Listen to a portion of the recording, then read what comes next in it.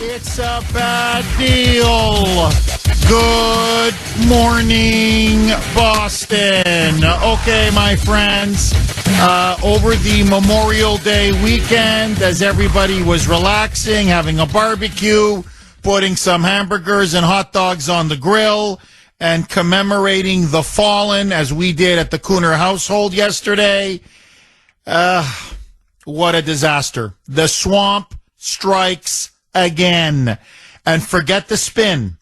You're getting a lot of spin from the president, Joe Biden. You're getting a lot of spin from House Speaker Kevin McCarthy and his surrogates at Fox News, the Murdoch media empire, whether it's Fox, the Wall Street Journal, or the New York Post, are all now echoing the establishment rhino line, that this apparently is an historic deal, a great deal, that McCarthy took Biden to the cleaners, that he outmaneuvered Biden and delivered a transformational debt ceiling lifting deal that cuts spending, according to McCarthy, starts imposing work requirements, and neuters the IRS. It's not true. It's not true. In fact, let me tell you exactly what just happened. You and me and the taxpayers of this country got screwed one more time. This is a bill of the swamp, by the swamp, for the swamp. And let me tell you, in essence, what they agreed to. McCarthy, after holding all of the cards, and as I said repeatedly, Biden painted himself into a corner. For nearly 100 days, he refused to negotiate. Nothing, not even a word. And then it came down to the deadline. And with the crisis manufactured, with the media clamoring for a deal, with the markets nervous and jittery, he maximized the drama, maximized the pressure, and McCarthy folded like a cheap suit. He showed us again his true rhino colors. And Joe Biden, not that he won a big deal. It's not that Biden did so well. It's that McCarthy ended up getting so little despite having such an overwhelmingly strong hand. Biden needed the deal. Biden was the one who refused to negotiate. It was going to be the Biden default. If there was to be a recession, if there was to be economic chaos, and frankly, I think that's exaggerated, but let that go. The blame would not be on McCarthy because they had already passed a bill in April that lifts the debt ceiling in exchange for some real spending reductions, over $4 trillion worth of spending reductions. Instead, they ended up raising the debt ceiling, and this is the catch. This is the first problem. At the heart of the bill is that it doesn't even raise the debt ceiling. It extends the debt ceiling to January 1st, 2025. There's no monetary limit. They didn't say raise it 1.6 trillion or 2 trillion or 3 trillion. What they agreed to was to extend the deadline until January 1st, 2025, and whatever that new debt is, they will borrow all the way up to that limit and pay for it. So, as many Republicans are now conceding, it looks like we may have to add another, listen to this now, $4 trillion to the national debt by the time of January 2025. $4 trillion. This is the largest increase, expansion in any debt ceiling in the history of the United States. And notice the date, January 1st, 2025. right after the election. So we're going to raise the borrowing. We're going to add at least $4 trillion to the debt. By the way, if there's a massive recession, if we have to start spending again in a massive recession or tax revenues collapse, it's not $4 trillion. It could be 5. It could be, I'm not kidding, 5 trillion, 6 trillion, 7 trillion. There's no limit. Now, they're saying it's going to be about 4 trillion. It's projected to be a $4 trillion a limit or whatever, extra $4 trillion in debt and in deficit spending. So it looks like now they're going to have to at least extend it $4 trillion. So we're going from 32 trillion to $36 trillion in debt. These are astronomical numbers. What did we get for this $4 trillion? As we are now careening literally toward bankruptcy. The spending is not being reined in. It's completely out of control. So we extend it for $4 trillion. Okay. And what do we get? McCarthy's first act as House Speaker. They passed a bill that died in the Senate, but they passed a bill that would repeal all $80 billion and the hiring of 87,000 new IRS agents. Because this new superpower IRS, this supersized IRS, is not going after the so-called wealthy. They have all the tax attorneys, all the accountants in the world to make sure they pay as little in taxes as legally possible. No. The 87,000 new IRS agents is for the middle, upper middle, and working class.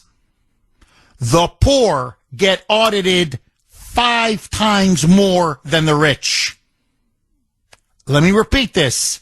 The poor, or working people, who pay taxes but are not wealthy enough, like me, like you, to have rich tax attorneys and an army of accountants, we get audited 5 times more than the super rich. So these 87,000 new IRS agents, they're for us. They're coming after us, especially conservatives. Well, what did McCarthy deliver? They got $1.9 billion. Let's not quibble. $2 billion rescinded from the $80 billion. In other words, for this year, they're not going to hire these new IRS agents. For this year. But next year, the Republicans are going to have to fight it out again to rescind another couple billion to prevent them from being rehired. Or in 3 years, or in 4 years, or in 5 years. And if the Republicans don't win back power in 2024, well, guess what? The IRS is going to have 85,000 new employees and a $76 billion budget instead of a new $80 billion budget and 87,000 employees. So 98% of this new expanded IRS, the 87,000 new IRS agents, 98% preserved under this debt deal. Does that seem like winning to you? Now, they did claw back about $30 billion worth of unspent COVID relief funds. But those are unspent. So it's our freaking money. Money, by the way, that we don't have. But that's okay. At least they got that back. Okay. What else did they get?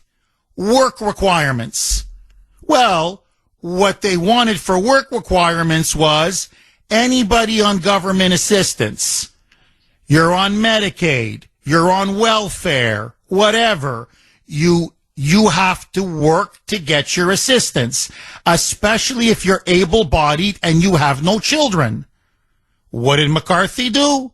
He caved on everything except on food stamps. If you're collecting food stamps, you must work to get those food stamps. But here's the catch. They just lifted the age from 18 to 49 to 18 to 54. That's it. Like literally, that's it. The states were going to reimpose these work requirements anyway. So what McCarthy got was, okay, instead of a 49-year-old having to work, you're 54 years old and you're collecting food stamps. You have to work. That's it. They continue to spend like drunken sailors. They're going to be spending at the bloated 2023 budget numbers, and they're going to increase the spending next year by 1%. So they didn't even cut back spending to 2022 levels of last year. We're spending at post-COVID levels. I don't know if I'm making any sense to you. In a nutshell, we keep spending like there's no tomorrow. They lift the debt ceiling by $4 trillion, and we get nothing. 619 on the great WRKO. Jeff Kuhner, Boston's Bulldozer. 617-266-6868 is the number. Okay, listen now to Dementia Joe. A lot of people in the left wing of his party, the progressive wing, are not happy with the deal because even minimal work requirements, I'm not kidding, for those receiving food stamps is too much for them. So they felt that, hey, what do you mean welfare for work? Whoa, hey, Joey, hey, we can't have that.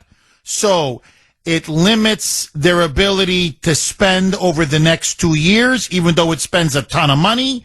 They always want more money, but it's the work requirements that now have them up in arms. So many on his left say they will not vote for this budget deal because he made the unpardonable sin of actually negotiating. They wanted him to invoke the 14th Amendment and raise the debt limit unilaterally, unconstitutionally, circumventing Congress on his own. So, to them, any deal is a failure because Republicans are terrorists who should not be negotiated with. This is the position now of AOC, Bernie, Elizabeth Warren, and the squad. Biden now says to the rest of his caucus, the rest of the conference and the Democrats in Congress, this is a deal I can live with, you should live with. Vote for this deal and get it, put the bill on my desk, get it over the top before we default. They've now moved the date back to June 5th. Listen now to Dementia Joe. It's not a good deal. It's a great deal. Roll cut 2, Mike. And this is a deal is good news for, I believe, you'll see, for the American people. The agreement prevents the worst possible crisis, a default for the first time in our nation's history. An economic recession, retirement accounts devastated, millions of jobs lost. It also protects key priorities and accomplishments and values that congressional Democrats and I have fought long and hard for. Investing in America's agenda that's creating good jobs in communities throughout the country. It protects Social Security, Medicare, and veterans, and so much more. Okay, none of those things were going to be threatened anyway. Again, this is all just hysteria, manufactured crisis. But the point is, no, it saved his bacon. It saved his bacon because had there been no deal, he refused to negotiate for nearly 100 days. So time wasted. They went down to the deadline, and had there been a default, he would be to blame. Well, now McCarthy gave him an exit. McCarthy gave him a way out. Listen now to Biden, urging Democrats in Congress, pass this thing quick, put it on my desk, I will sign it. Roll cut 3, Mike. The Speaker and I made it clear from the start that the only way forward was a bipartisan agreement. That agreement now goes to the United States House and to the Senate.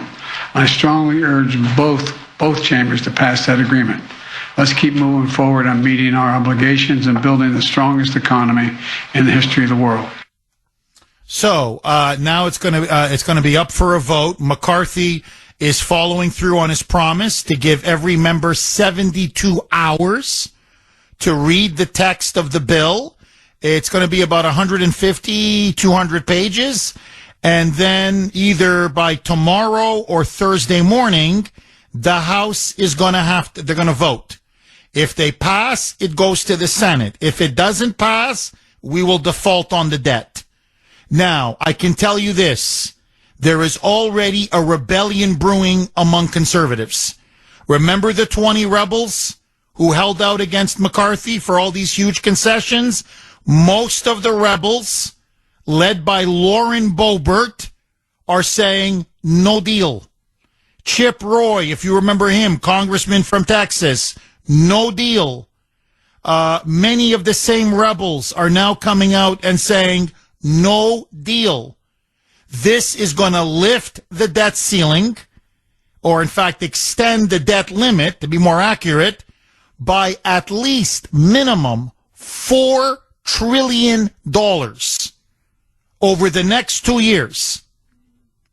It's going to freeze in post-COVID massive spending levels. So 2023, the massive bloated Biden's budget, it freezes that and then adds another 1% in spending next year. So we are still careening toward bankruptcy. There are no spending reductions. I don't know what these people are talking about. There are there's no spending cuts. We're just spending and spending and spending. Nothing on the border. Minimal defunding of the IRS. Only $2 billion of the $80 billion gets rescinded.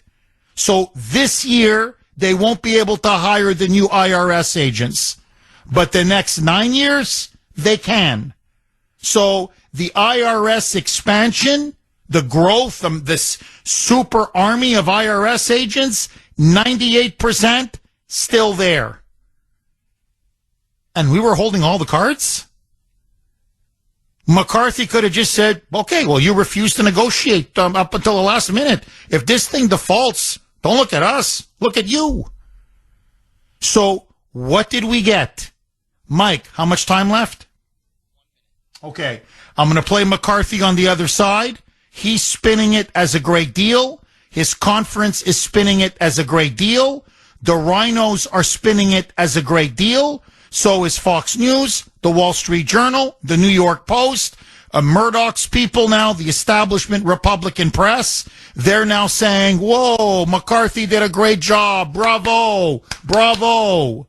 My friends, this gives us crumbs off the table. The problem is still the same. We are spending ourselves into oblivion. Into oblivion. We don't cut any spending. There's no road to fiscal sanity. The IRS remains defunded. The work requirements are weak.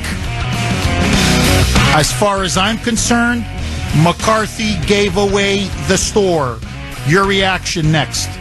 6:31 on the great WRKO. Jeff Kuhner, Boston's Bulldozer. 617-266-6868 is the number. Okay, my friends, the spin game begins. Biden and McCarthy both telling their respective sides, we won, we got a great deal. Many Republicans are mocking Biden. Many Democrats are mocking McCarthy. What's the truth? You know my opinion. I look at the details of this deal, and I ask, what's in it for us? Does it reduce spending? Niet. Does it rein in spending? Niet. Does it impose real work requirements for people on welfare? Niet. So what are we celebrating?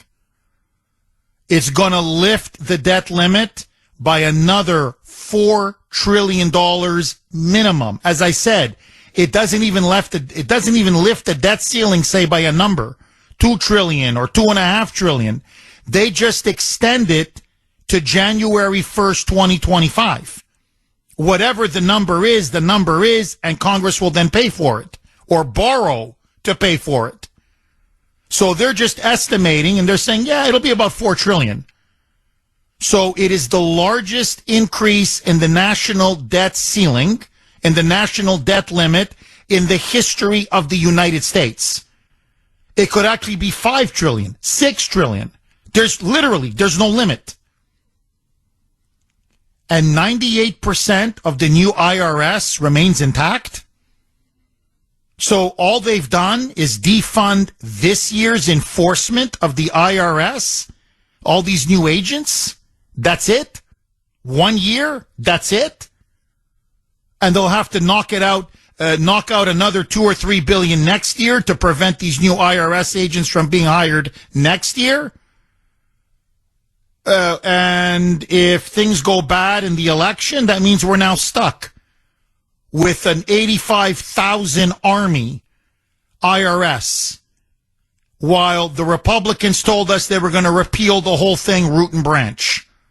They were going to repeal and rescind the whole thing. My friends, we got played. And more importantly, McCarthy caved. How you can cave holding all the cards is beyond me. But that's what he did.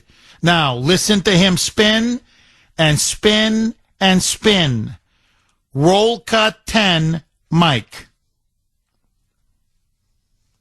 I just got off the phone with the president. I talked to him twice today. And after weeks of negotiations, we have come to an agreement in principle. We still have a lot of work to do, but I believe this is an agreement in principle that's worthy of the American people. It has historic reductions in spending, consequential reforms that will lift people out of poverty into the workforce, rein in government overreach. There are no new taxes, no new government programs. There's a lot more within the bill. We still have more work to do tonight to finish all the writing of it. You should go home in shame, man. No, really.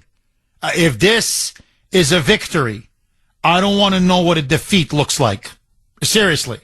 Now, he gives one more, a bit more of a spiel, and then listen to this. He says, well, it's not 100% of what everybody wanted, but man, this is big. This is, in his words, transformational. Roll cut 13, Mike. We know at any time when you sit and negotiate within two parties that you got to work with both sides of the aisle. So it's not 100% what everybody wants, but when you look, the country is going to be stronger. This is going to be transformational, where our Congress is literally going to vote to spend less money this year than we spent last year. We're going to reform cutting red tape. So as just NEPA hasn't been reformed in more than 40 years, streamlining it. Construction jobs today, if you want to build a road, 7 years of review. We narrow that to 1 to 2. That is transformational, that America can get to work again, people can have jobs again, cut our spending, and also protect our military and our vets. As I told Grace yesterday, this is weak tea. This is very weak tea. First of all, it's a lie. You're not spending less this year than last year. That's a lie. So the massive spending levels for 2023 are frozen. They're not spending less. They're spending the same. And what they're spending is at historically high levels.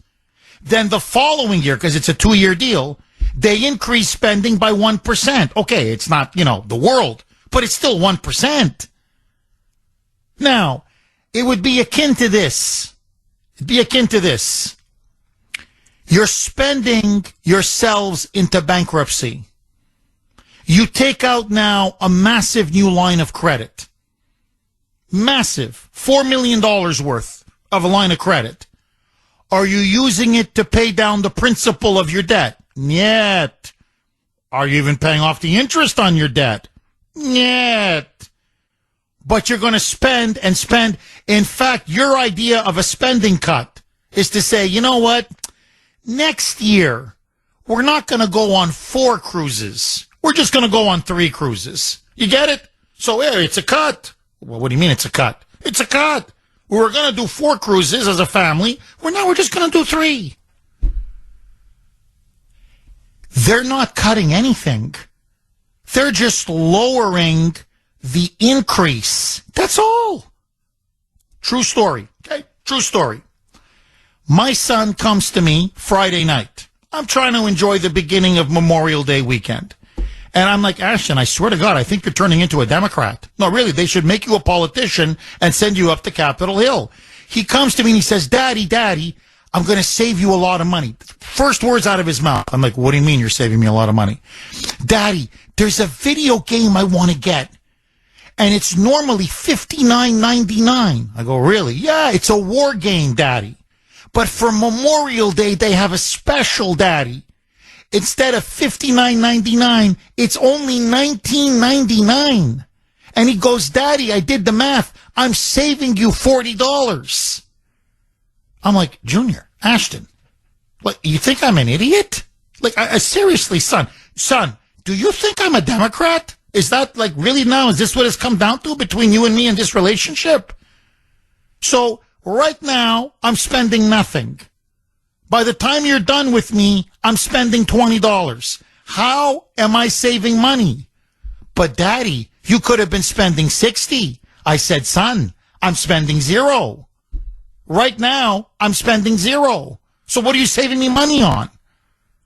He goes, yeah, but you're going to have a very sad son on your hands. I go, that's life. I'm sorry.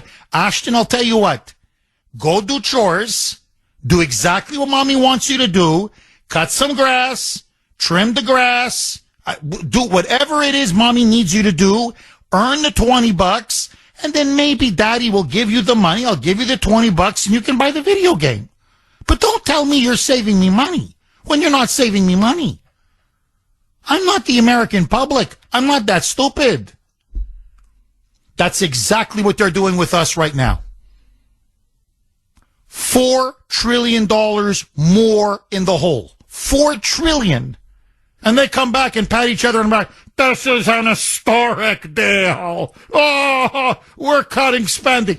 How are you cutting spending? Pour another $4 trillion in the hole. What cutting spending? But we're not raising spending this year. But it's already at the highest level in our history. It's post-pandemic spending. We're spending like it's still COVID. We're not even going back to pre-pandemic levels. So we're still spending like drunken sailors. And then next year we're going to spend 1% more than drunken sailors. And you guys are like, this is victory. And then they were going on about if you take Medicaid, they're going to force you to work for it. If you take welfare, they're going to force you to work for it. Of course, unless you're homeless or you're a veteran or you have children. But if you're an able-bodied, healthy person with no dependents, you have no kids, you have no children, well, yeah, you should work for your welfare check. I think that's only fair. What did McCarthy get out of that? You collect Medicaid, they don't touch you. You don't have to work. You collect almost any other welfare benefit, you don't have to work. As for food stamps, the states are now kicking in the law that was suspended under COVID. It's now coming back. Most states now are saying if you're 18 to 49 years old, you collect food stamps, you have to either work or be enrolled in a work program. What did McCarthy do? Well, we're going to raise that from 49 to 54. That's it? Like that's it? My friends, we are getting screwed, and we're getting screwed big. Don't buy the spin. This just puts us now deeper in debt. It adds trillions more to the national debt, And honestly, I think we would have been better off if we just default. Better to pay now while we can still control what we can pay than get this thing up to 40 trillion, 45, 50 trillion, which will just, like a house of cards, it will just collapse. And then it'll be China, foreign creditors, investors, people around the world. They will cut for us. And believe me, it will be brutal. It will be brutal. Do you support this new debt ceiling deal? I say no. What do you say? I want to hear from all of you. 649 on the great WRKO. Jeff Kuhner, Boston's Bulldozer. 617-266-6868 is the number.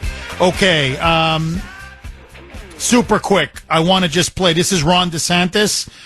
He was asked about the debt deal. And on this one, I am with the Florida governor all the way. Roll cut 21. Mike. Well, prior to this deal, Kaylee, our country was careening towards bankruptcy.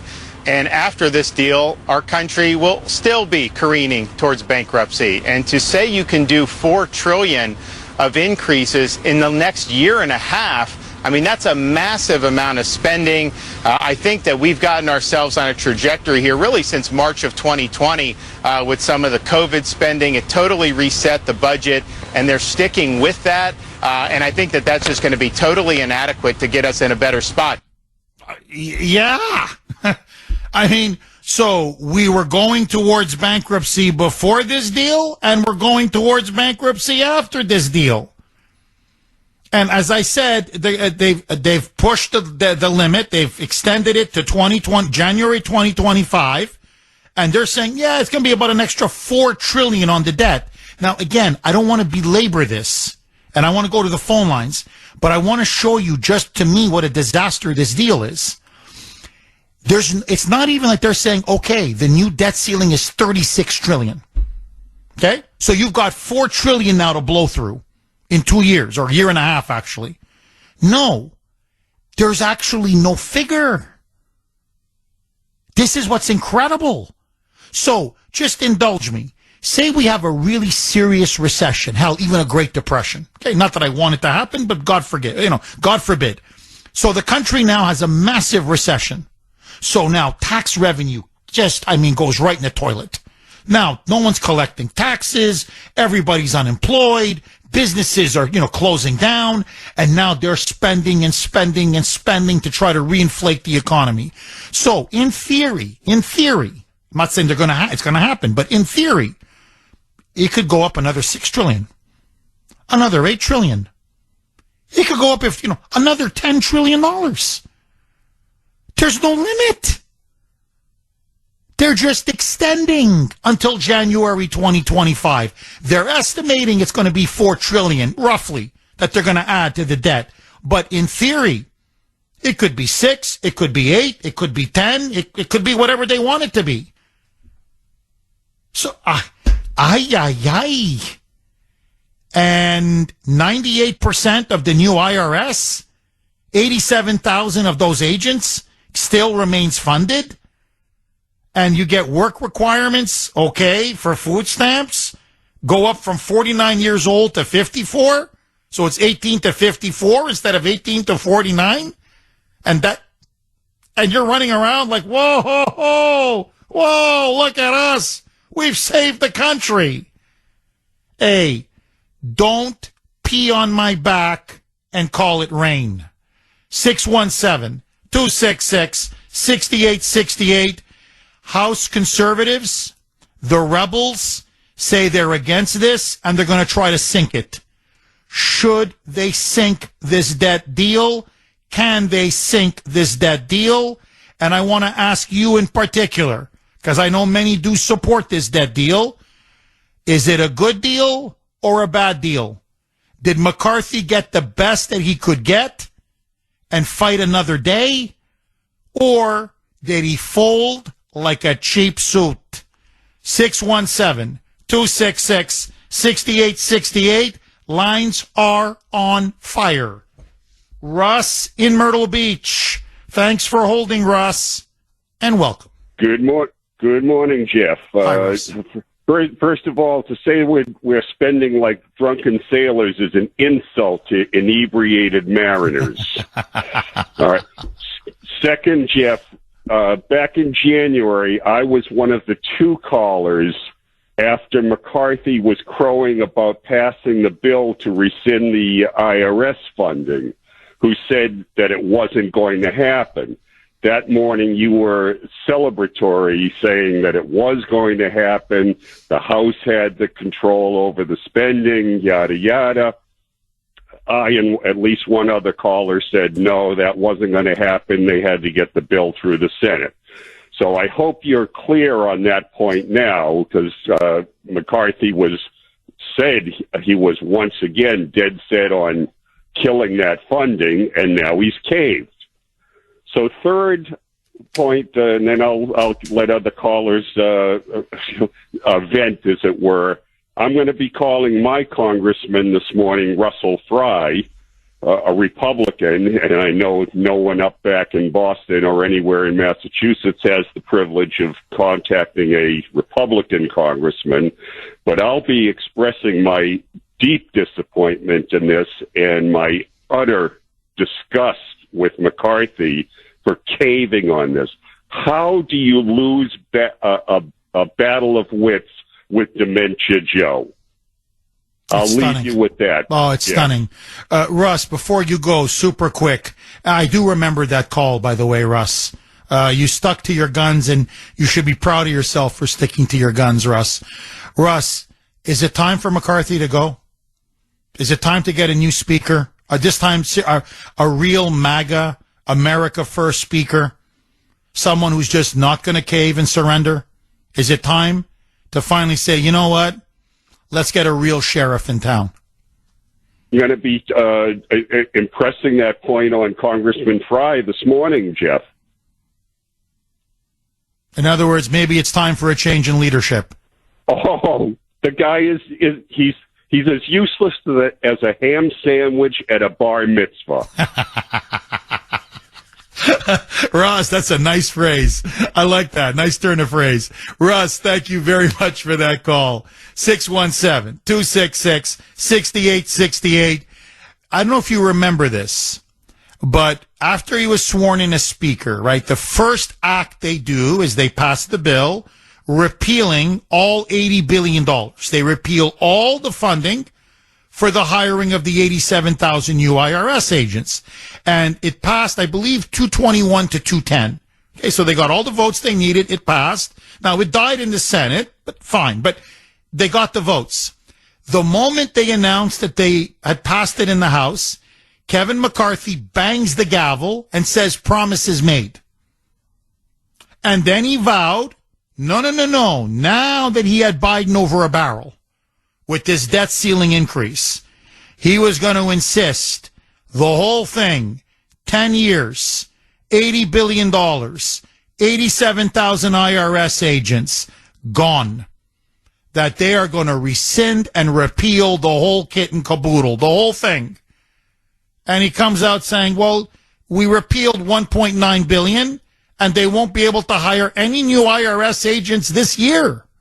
They can't enforce it this year. Well, what about next year? Well, we got to fight him again next year. So technically next year they can get their IRS agents. And if they win in 2024, then forget it. It's over. We have this new army. So 98% of this super IRS you didn't touch. And you're saying promises made? No. Promises betrayed. 617-266-6868. Agree, disagree. Dave in Pennsylvania. Thanks for holding, Dave, and welcome. Good morning, Jeff. I hope you had a blessed Memorial Day in your family, and Sandy and Michael do. Thank you, Dave. Yeah, no problem, Jeff. Hey, Jeff, I'm going to tell you what I think about this debt ceiling. I'll give you a personal, perfect example. Over the weekend, I used my credit card to buy something at the Hard Rock Cafe in Pittsburgh, a swag shirt. and what else did I? And I bought a tire. Now, I have a personal limit that I don't like to go above every month, but I always pay more in my bill every month than what I spend. So it kind of fluctuates. You know what I mean, Jeff? If the members of Congress and the Senate could do that along with this president, which of course they don't, it's remarkable, Jeff. But as far as that work requirement, Jeff, I thought the Democrat Party, and I'm being facetious saying this, Jeff, nudge, nudge, wink, wink. I thought they were for the working man, right? The blue-collar working man, Jeff. What's up? No, that's a great point. I mean, don't you want to work and get yourself out of poverty? I mean, don't you want to stop taking a government check and, get a job, have the dignity of a job and start making your own money and climbing up and going up the ladder and making more income and providing for you and your family? Oh, you're dead on. Dave, $4 trillion more minimum over a year and a half, and they continue spending at 2023 levels. They go up another 1% in 2024, so they're going to spend even more. Defense gets another 3% more. Lindsey Graham says that's not enough, by the way. Lindsey Graham says he may sabotage the whole thing in the Senate because it doesn't spend enough money. Dave, is this what you wanted from our Republicans in Congress? Like, does this sound like, Dave, do you feel like we're winning? Does this sound like a big victory for you, Dave? Dave, not for us, not for you, and not for the working people, Jeff. I mean, Jeff, honestly, I'll make one more point and I'll let you callers, move on. Jeff, I mean, what are the Democrats going to spend all that money on? The global warming? Climate change that don't exist, which, of course, scientifically, you and I both know it don't exist. Okay, Jeff? I mean, come on. Carbon dioxide dissipates before it even hits the cloud line. So how can they blame that for destroying the ozone, Jeff? Their theory is more shot than a drunk old Kennedy. You know what I mean, Jeff? It's crazy. You know what I mean, buddy? But listen, I hope you have a blessed rest of the week. And I want to say to all my brother veterans out there, I love you and thank you, Lord, for giving us the greatest country on God's green earth. God bless you. And again, thank you for your service, Dave. I love you, vets. You have no idea how much I love you guys. 617-266-6868 is the number. I mean, to me, I look at this and I'm like, really, where's the beef? That old Wendy's commercial? Like, where's the beef? What can I chew on here? I mean, hey, Jeff, half a loaf is better than no loaf. I don't see half a loaf. Hell, I don't even see a slice of bread. I don't see a piece of bread. I see a few crumbs. Okay. But I mean, holy mackerel. He didn't negotiate for 97 days. The Dems are in complete panic. Yellen was screaming left, right, and center. We're going to default. We're going to default. We're going to default. You've got them down to a deadline weekend negotiation. Squeeze them, man.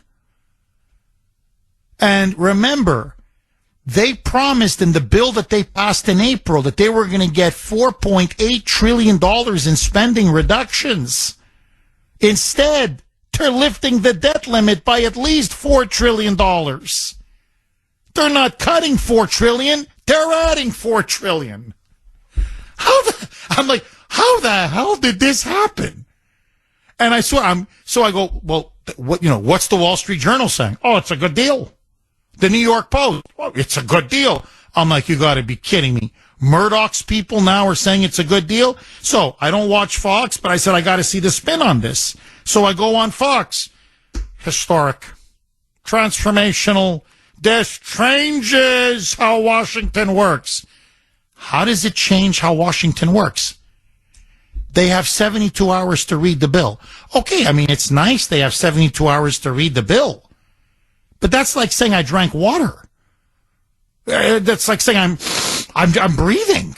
I just took a nice breath of air. I mean, okay, and so we're supposed to have 72 hours to read a bill. Like that's so the fact that we can read the fact that we know you're screwing us before you pass it, like this is what's so transformational about this. Holy mackerel.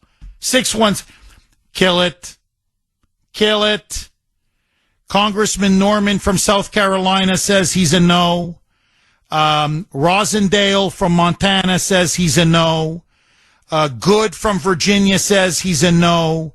Chip Roy from Texas, God bless him, says he's a no. North Carolina Republican Dan Bishop says he's a no. Lauren Boebert says she's a hard no. Matt Gaetz looks like he's going to vote against it. You've got now other conservatives just starting to line up. And I think the more they hear from people like you, Kuhner Country, from their voters, their constituents, their base, McCarthy is going to need the Democrats to bail him out. Because as things stand right now, if he's relying only on Republicans, this thing is going down. 617-266-6868 is the number. Matt on the Cape. Thanks for holding, Matt, and welcome. Jeff, good morning. Happy belated Memorial Day. Thank you, Matt. Same to you. Jeff, back when the vote was going on in the House for McCarthy's speakership, I called in and I said, anybody that votes for this guy ought to, or anybody that should run for the hills away from him. Now you know why. He stood up there and was humiliated 14 times to get that job because the uniparty, the elite, the swamp wanted him in there for this reason. Now you know why. But I'm going to tell you, when you talk about the Republicans defeating this, they're going to get the Democrats. You took a little bit of my thunder. The Democrats are going to vote to push this through. And if somebody files to have him removed, you're going to see the Democrats line up enough of them to support him. Let me tell you the bigger problem that we got here.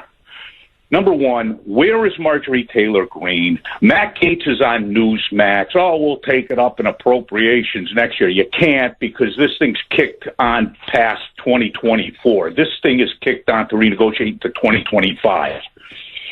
You've still got the IRS agents. So that's a fail. You're still going to have the funding for the FBI building. Major fail. And the other thing is that nobody's really talking about is that we're still in the WHO. You put those three things together. Number one, a world surveillance state is what they're creating. The WHO is creating. The FBI for the criminal to go after you.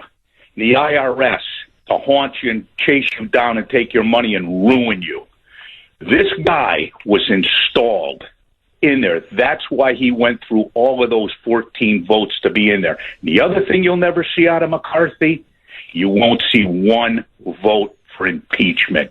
He will not bring up anything. On Mayorkas, it won't be Ray, it won't be Garland, nobody. That's why he's in there. He's a snake. He's a traitor. He's a fraud. He's all of it. And we knew it. Kuhner Country in their hearts knew this. And this is what we got. You had 20 MAGA that stood up and said no. And in the end, 6 voted present. Those people saw it. Those are the people you can, if Gaetz happened to be one of them, can say in Boebert, today, those people were right. They were on the right side of this. Oh, no question. Yeah. No question. Matt, powerful and eloquent. Thank you very much for that call. No, and look, I'm just looking at McCarthy. No, really, I'm calling it the way I see it. What about, releasing the unedited January 6 tapes? I know he released something to Tucker Carlson, and Fox management made sure we didn't see the rest of it. One night, and that was it. That was already too much for Rupert Murdoch and was a key reason why he was fired from Fox. But how come he hasn't released it to the public? That was one of his promises. What happened? This was his chance to defund the IRS. Okay? Not to defund the IRS, to defund the hiring of 87,000 new agents at the IRS. Can I be brutally honest with you? I wasn't expecting much from him. I really wasn't. I know McCarthy. I know his donors. I know his allies. I know his politics. I know who he's beholden to. But I thought, well, we're going to get that. On that, he's going to hold the line. And honestly, if he just did that, I'd say, okay, I can live with that. Like, really, my expectations were very low. You know, I'm not asking even for half a loaf. Quarter of a loaf, something I can chew on with my meal. Okay, I get some bread. Okay, I can live with that. And we'll fight in 2024 and hope to get the White House and the Senate. But that he couldn't even hold the line on that? 1 year? That's it? 1.9 billion rescinded out of the 80 billion for this new super IRS? So, and he says, well, they won't be able to hire new agents this year. They can't enforce this stuff this year. Man, what about next year, Kevin? Well, we'll fight him in appropriations. And if you lose, or worse yet, what happens if you lose, if the Republicans lose the White House and lose the Senate, or the Democrats keep the Senate and they keep the White House in 2024, then what? So we're stuck with I get it, 98% of it? So we get 85,000 IRS agents and not 87,000 IRS agents? And again, I don't want to repeat my opening monologue. Working middle class Americans, listen to this. We get audited 5 times more than the rich. This is going to be used against you and me, especially if you're an opponent or dissident of the regime. Because it doesn't matter. You can hire 1 million IRS agents. This has nothing to do with getting more money from rich people. They have an army, tax attorneys, accountants. They know every loophole, every exemption, every carve-out on the books. Their job is to pay the least amount of taxes legally possible. It's people like you and me who pay taxes. They're going to audit us. And they know we don't have the financial means or ability to get 2, 3, 4 tax attorneys and fight it out for a year or two. So this was about protecting his voters, his base, and fulfilling his basic promise, man. Basically, that's almost what they ran on. And you can't even deliver this? Never mind, we're going to add $4 trillion to the national debt? The swamp is out of control. I mean, it's out of control. In all honesty, on this issue, what's the difference between McCarthy and Pelosi? Really? Pelosi must be laughing her rear end off, saying, hey, I don't think I could have come up with a better deal with Biden. And that's with him. Biden's back to the wall. To the wall. He refused to negotiate. The debt ceiling deadline is barreling down on him. And who gives away the store? Not Biden. McCarthy. He's a loser. 719 on the great WRKO. Jeff Kuhner, Boston's Bulldozer. 617-266-6868 is the number. You know, I got to tell you, my friends, I think we've all been played. You want my honest opinion? Brutally honest, like I'm in the confessional? This is all kabuki theater. I want to play this cut on Biden, and it's the left-wing press corps. For some reason, spending historic amounts of money and adding another $4 trillion to the national debt in a year and a half I'm not kidding. Americans are going to go hungry. Like this is, they're going to go homeless. They're going to go hungry. There's going to be mass starvation. Oh my God, there's all these cuts. All these unbelievable savage cuts. But I want to, the last part is the find that most interesting. Roll cut 9, Mike. Are saying that this policy will lead some people to go hungry. What is your response to that? It's ridiculous assertion. Do you wish you had started these negotiations sooner? No, it wouldn't make any difference. Okay. Now, this idea that people are going to go hungry because of it, I mean, this spends more on Medicaid. This spends more on food stamps. It spends more on everything. Except what? They got to work? You get food stamps, by the way, the states were going to do this on their own. This is post-COVID now. They go, no, we can't just keep giving out food stamps like there's no tomorrow. SNAPs, the TAMF and SNAPs, the Supplemental Nutrition Assistance Program, basically food stamps, food aid. So they're like, no, look, we have laws in place in the states. You get these benefits. You have to go and work or go into a work program because we don't want you to be on this for the rest of your life, especially if you're a healthy, able-bodied person and you have no children. You have no dependents. So get off the couch and get a freaking job. But people are going to go hungry if they have to work for it. I guess that's the reasoning. But let that go. Had he started to negotiate earlier, would it have made a difference? And he said, no, it wouldn't. Oh, yes, it would. Au contraire, as the French would say. On the contrary. Why? Because had they started this 6 weeks ago or 8 weeks ago or 3 months ago, they then would have to deal with the reaction and fallout from the American people. McCarthy would have to deal with it, the House Republicans, and certainly the Biden Democrats, the White House, and the regime. And the American people would say, whoa, whoa, whoa, whoa. You want to add another $4 trillion? We're going to be at $36 trillion in national debt in a year and a half? We got to tighten our belt, but you guys won't tighten your belt? And there is so much wasteful spending on all the illegals that are pouring into our country? And we're putting them up at 5-star hotels?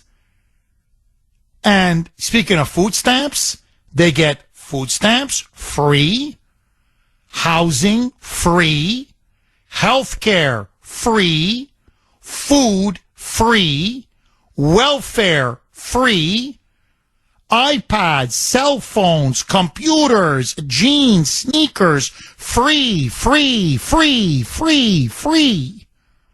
And you're telling me there's no money to cut? They would have been roasted. So what do they always do? It's always the same formula. I'm telling you, it's kabuki theater. It's the same show over and over again. Push it right to the deadline. Manufacture a crisis, and then go on, if this doesn't pass, the markets, no Social Security checks, no Medicare, oh my God, you're all going to be dying, massive recession, the economy will tank, it'll be a Great Depression, and the people are like, okay, just get any deal, we don't care, any deal, just please keep the checks coming. And then it's the boondoggle, then rolls out the boondoggle, and then you realize, boy, they just keep on spending, man. It just historic spending. They just keep spending. They're actually spending more now than they were before. We're the most indebted nation in human history, getting more indebted by the day. And I'm telling you, this is, every economist, no economist disagrees with this, none. Left, right, center, liberal, conservative, Republican, Democrat, I don't care. Young, old, male, female, gay, straight, whatever. The figure may be 40 trillion. The figure may be 45 trillion. The figure may be 50 trillion. There's going to be a tipping point, and it's around the corner. Everybody knows it.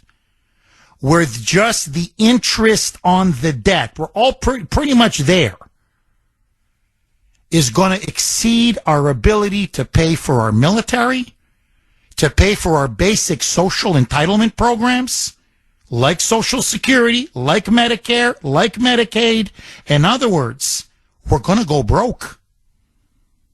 The interest on the debt alone is going to crater our economy, and China will call in the bill. The Chinese will eventually say, no, we want you to start paying us back. And foreign investors, the IMF, the World Bank, the globalists, foreign creditors are going to call in our debt. And when they do, the whole thing is going to come crashing down. That's why I'm with many, many out there who say, you know what? Just default. It's inevitable. Either you default today or you default tomorrow. But if you default today, we can make the choices to make proper, responsible cuts, and we get to decide what to cut. You wait until tomorrow, when you're even much more in debt, then creditors and China start doing the cuts. And that you don't want. 7:31 on the great WRKO. Jeff Kuhner, Boston's Bulldozer. 617-266-6868 is the number. Okay, there's a fascinating theory, and I want to run it by you. It's from Larry in an email to the Kuhner man. Jeff, a theory. McCarthy was very embarrassed. It took 20-ish votes to win the speakership. Let's say Biden would have been blamed for a default. But now, by McCarthy caving and claiming a tentative deal, now the notorious 20 rebels who opposed him, if they now try to block this debt ceiling deal, they will be blamed for a default. Is this McCarthy's revenge? What say you? Interesting. Well, look, the same 20 who opposed him are now, it looks like, the same 20 who are opposing this deal. And if he doesn't get the votes from the Democrats and this thing collapses, then he and Biden will point to the 20 rebels and say, well, the reason why we're defaulting, look at them, MAGA, the MAGA Republicans, the rebels. Those are the ones to blame. The only problem I have with that theory, Larry, and it's an interesting theory, is it looks like from everything I've been reading, Biden and his people are whipping House Democrats into voting for this because they know McCarthy doesn't have 218. In fact, what Hakeem Jeffries said yesterday on the talkies, the House Minority Leader, the Democrat leader, he said, we think McCarthy can deliver 150 Republicans. So that means you're looking at about 70 defections. That's a lot. And he said, if McCarthy can deliver 150 Republicans, we think we can deliver, 68? The rest, 68 Democrats. So it looks like Biden and McCarthy are now colluding to get enough votes from establishment Democrats and establishment Republicans to get over 218. Look, make no mistake about it. This so-called debt deal is of the swamp, by the swamp, for the swamp. No question about it. The people, the losers, you and me, the taxpayers, we're the ones that are now going to get screwed. 617-266-6868. So we shall see. We will know tomorrow, Thursday at the absolute latest, if they can cobble together the votes. But if I was a member of Congress, I would be not just a no, I would be a hell no on this one. Tim in Waltham. Thanks for holding, Tim, and welcome. Hi, Jeff. Good morning. Hi. I have a lot of faith in Lauren Boebert. She's a real firecracker, and I do support her financially. obviously my vote in Massachusetts, I think I'm stuck with Catherine Clark. But financially, I think that can help her out, and that gives her power. And, I'm really pleased with her. One of the most obvious cuts I think that they could make in Congress is, like what you just said, to cut the funding for illegal aliens. Yes. They shouldn't even be here. That's right. Why are we paying them? It just makes no sense at all to me. And any congressperson or senator who wants to get reelected, I think would have to vote for that, the way people feel of it, the border and the crisis that's going on right now. I mean, that would kind of kill two birds with one stone. You may stop seeing people coming in, and you may start seeing people leave. Hey, we'll send you back. We'll give you a bus ticket or a plane ticket if you want. If you don't like the accommodations here and you want more free money, sorry, that's cut right now, and you can go back. We'll fund that. I mean, Tim. One more point. Tim, I promise I won't cut you off. No, you're dead on. Look, this deal does nothing for the border, does nothing for to deal with illegal immigrants, does nothing regarding Biden's unconstitutional student loan forgiveness, $400 billion and counting, does nothing for the Green New Deal, $1.2 trillion, $1.2 trillion in these crony green energy subsidies and giveaways. Nothing. Absolutely nothing. Does nothing for 98% of these new IRS agents. Nothing. It does nothing for work requirements for anything outside of food stamps. Nothing. It does nothing for presidential overreach. It does. You can just run down the whole line. It does nothing. There is so much spending. I mean, I don't want to get too much into the weeds, Tim. Under COVID, they spent an extra $131 billion to hire more bureaucrats. They increased the federal bureaucracy by $131 billion. COVID is now over. According to Biden, he's now said he's lifted the emergency. We no longer are dealing with COVID or the pandemic. They didn't even touch the $131 billion in the extra bureaucrats. So the massive new bureaucracy stays in place. Literally, the COVID bureaucracy stays in place. Tim, they couldn't even bring spending back to 6 months ago now. Okay, we're almost June. I was going to say 5 months. 6 months ago to 2022 levels. They couldn't even do that. Tim, if you or I ran our homes the way they're running our country, we would have been so bankrupt years ago, you and I would be on the streets with a tin cup in hand begging. And they're walking around patting each other on the back. I'm serious. Oh, you're great. No, you're great. No, you're great. No, you're great. Tim, it's disgusting. Pathetic and disgusting. I agree. One more point I'd like to make about the IRS agents you've been talking about, an important adjective that's being left out, armed.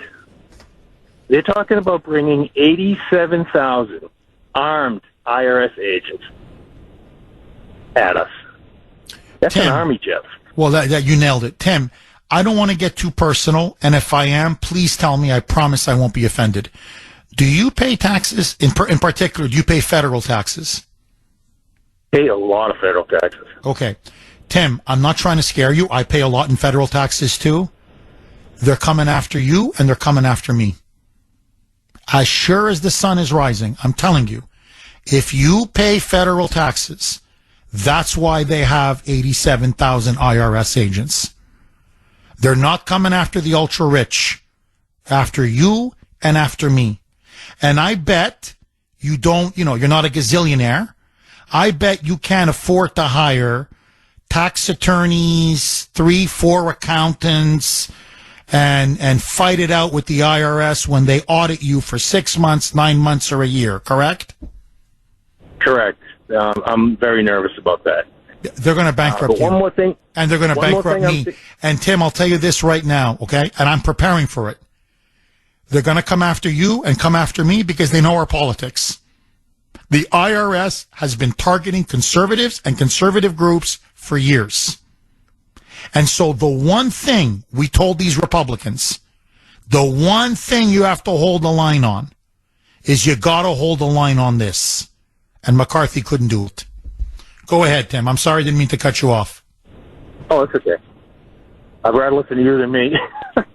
But, yeah, back to the IRS agents. 87,000 armed IRS agents. That's an army coming after you and me. It's like you just said. I think there's only 140,000 Marines in our country.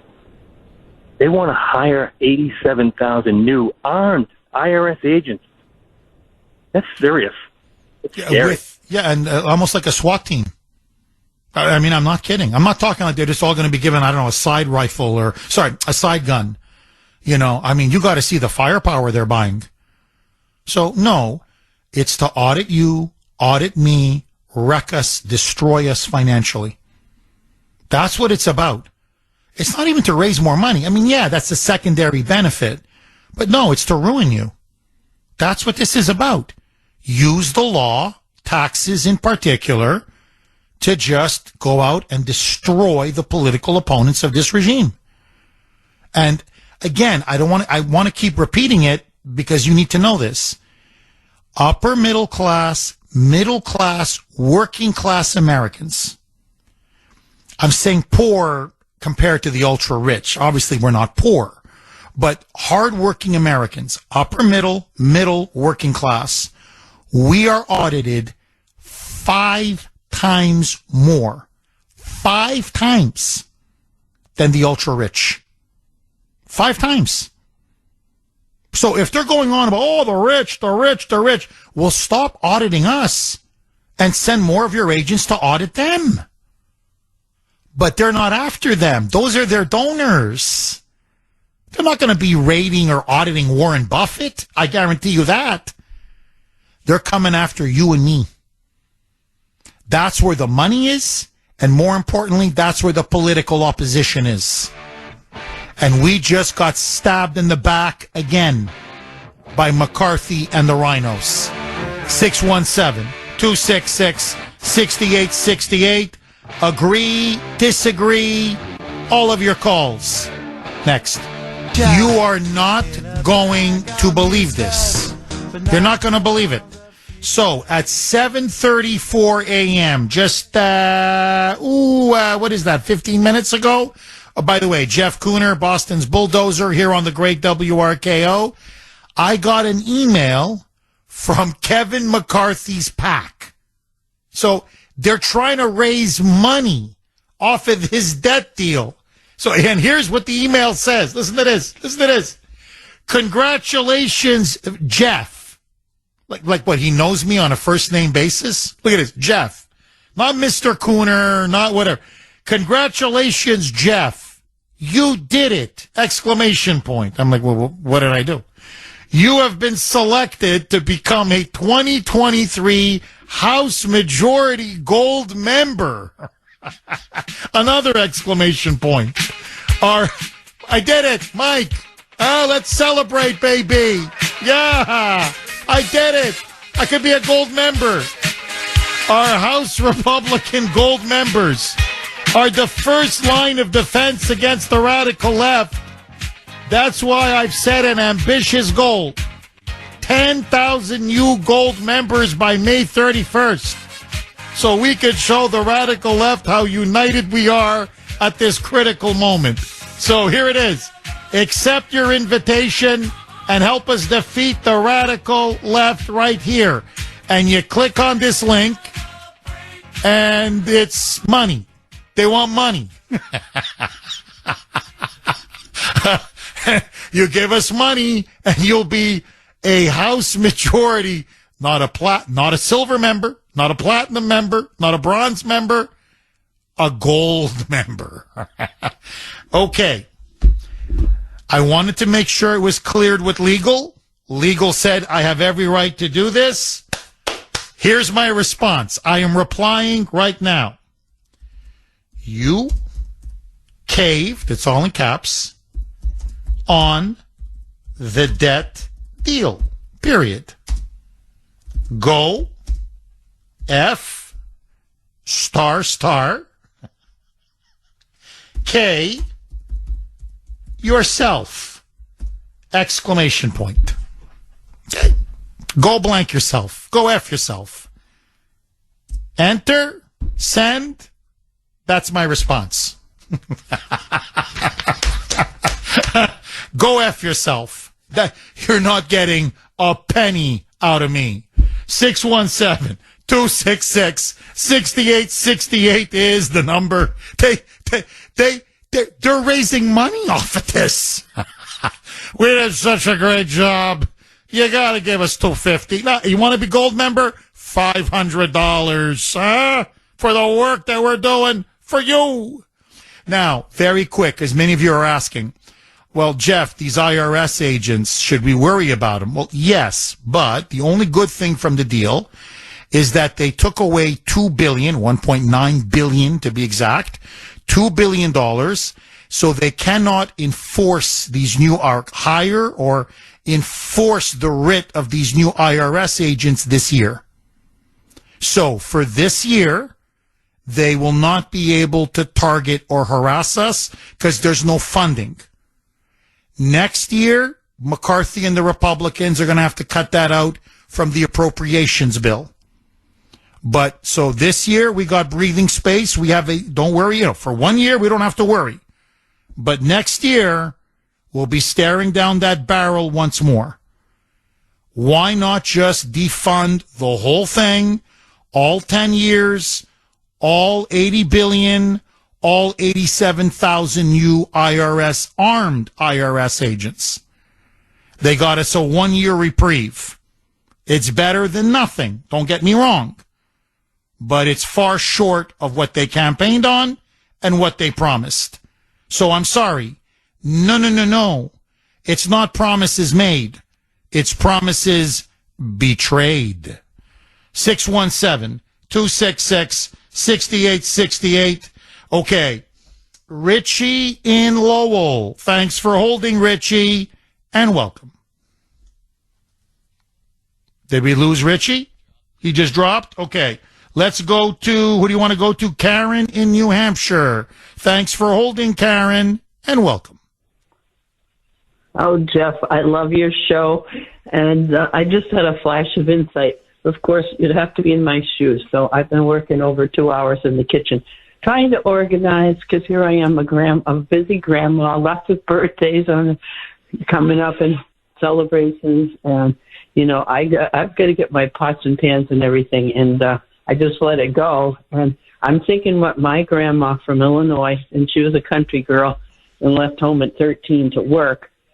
She had the first rule, right? Order is the first rule in heaven and, of course, on earth. And for order, we really need self-control. And that's why we don't have good legislators, because, unfortunately, we've had too many big wants, wanting to go here, there, do this, that. And the wants really got out of control. So we got to go back, and it really goes a long way back if you go back to Adam and Eve, but really it's all about your own order and your family order, and you got to work together to make things work. And it's the beauty of life. It's exciting. So good luck, everyone. Yeah, no, Karen, you're dead on. And Karen, thank you very, very much for that call. Look, I mean, I run my home. Well, actually, really, Grace runs the home. But anyway, but let that go. Grace and I run our home. We balance the books. We live within our means. In other words, there's many things we want. There's many things I'd like. Who doesn't?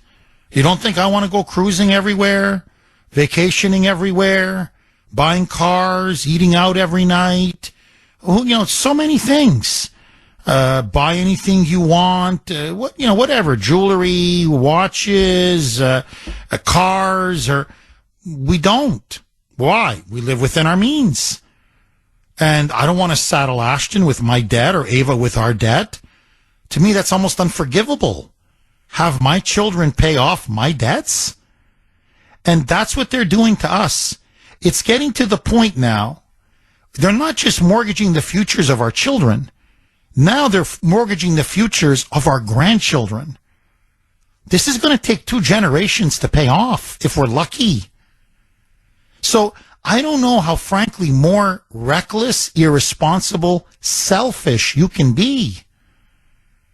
I got to balance my books. You have to balance your books.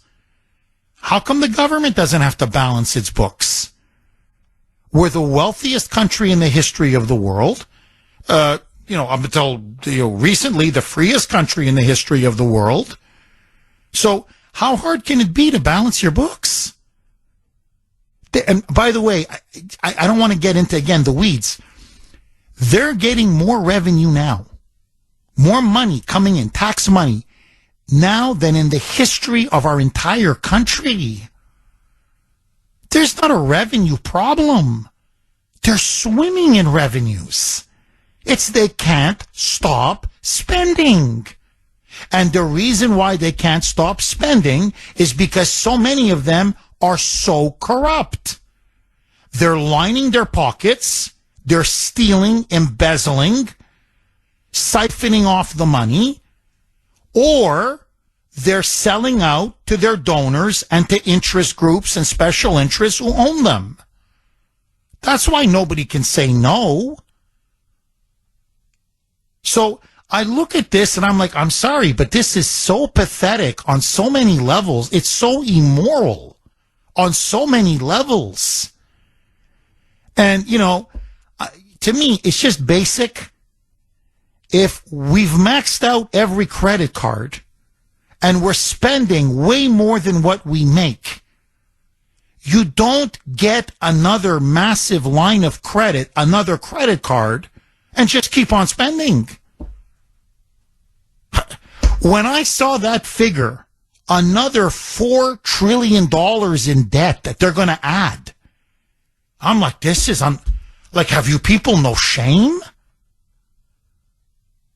And what I find amazing now in the media, you know what far right is? Well, the far right of the Republican Party opposes this. Far right extremists are expected to vote no. So believing in a balanced budget is now considered far right? To be responsible with your spending, fiscal sanity, is now far right? Living within your means is far right? Opposing multi-trillion-dollar deficits every year is now far right? Holy mackerel. Holy mackerel. Look, I'm telling you, it's unsustainable. You couldn't spend like this. I can't spend like this. Nobody can spend like this. Eventually, they're going to call it in. Whether it's today, tomorrow, or next week. To me, I'd rather we default now, get it over with, and control the cuts that we need to make before someone else makes those cuts for us. Ask the Greeks. Ask the Argentinians. Ask countries all over the world when they rack up so much red ink that basically now international creditors come in and they carve them up like vultures. You want to talk about not being able to eat, going hungry? You want to talk about people really going hungry on the streets? That's what's going to happen. So, do a structured bankruptcy now, do a default now, and force us to make responsible, prudent cuts, go after the waste, go after the fat, go after all of this spending on illegals and everything else, and get our economic house in order before it's too late. I'm not asking politicians to do anything other than what you or I and most Americans do on every single day. Live within your means. If you don't have the money, don't spend it. It's really that simple. 617-266-6868 is the number. John in Watertown. Thanks for holding, John, and welcome. Oh, your Constitution. Now, first of all, if they owe the money for bonds to a person or a country, they have to pay that. But they don't have to pay any interest to the Federal Reserve, because when you borrow money for your house, you took out a mortgage for your house? Yes, of course. I mean, I'm not a rich man. Yeah, and where'd the bank get the money? Oh, you're saying, so ultimately you're saying what? It's the feds, right? Wait a minute. Yeah, the bank got the money from the feds. Now, here's the next question. For the feds to loan money to the United States government, where'd they get the money? The feds. What's that? I'm sorry, can you repeat the question? Yes.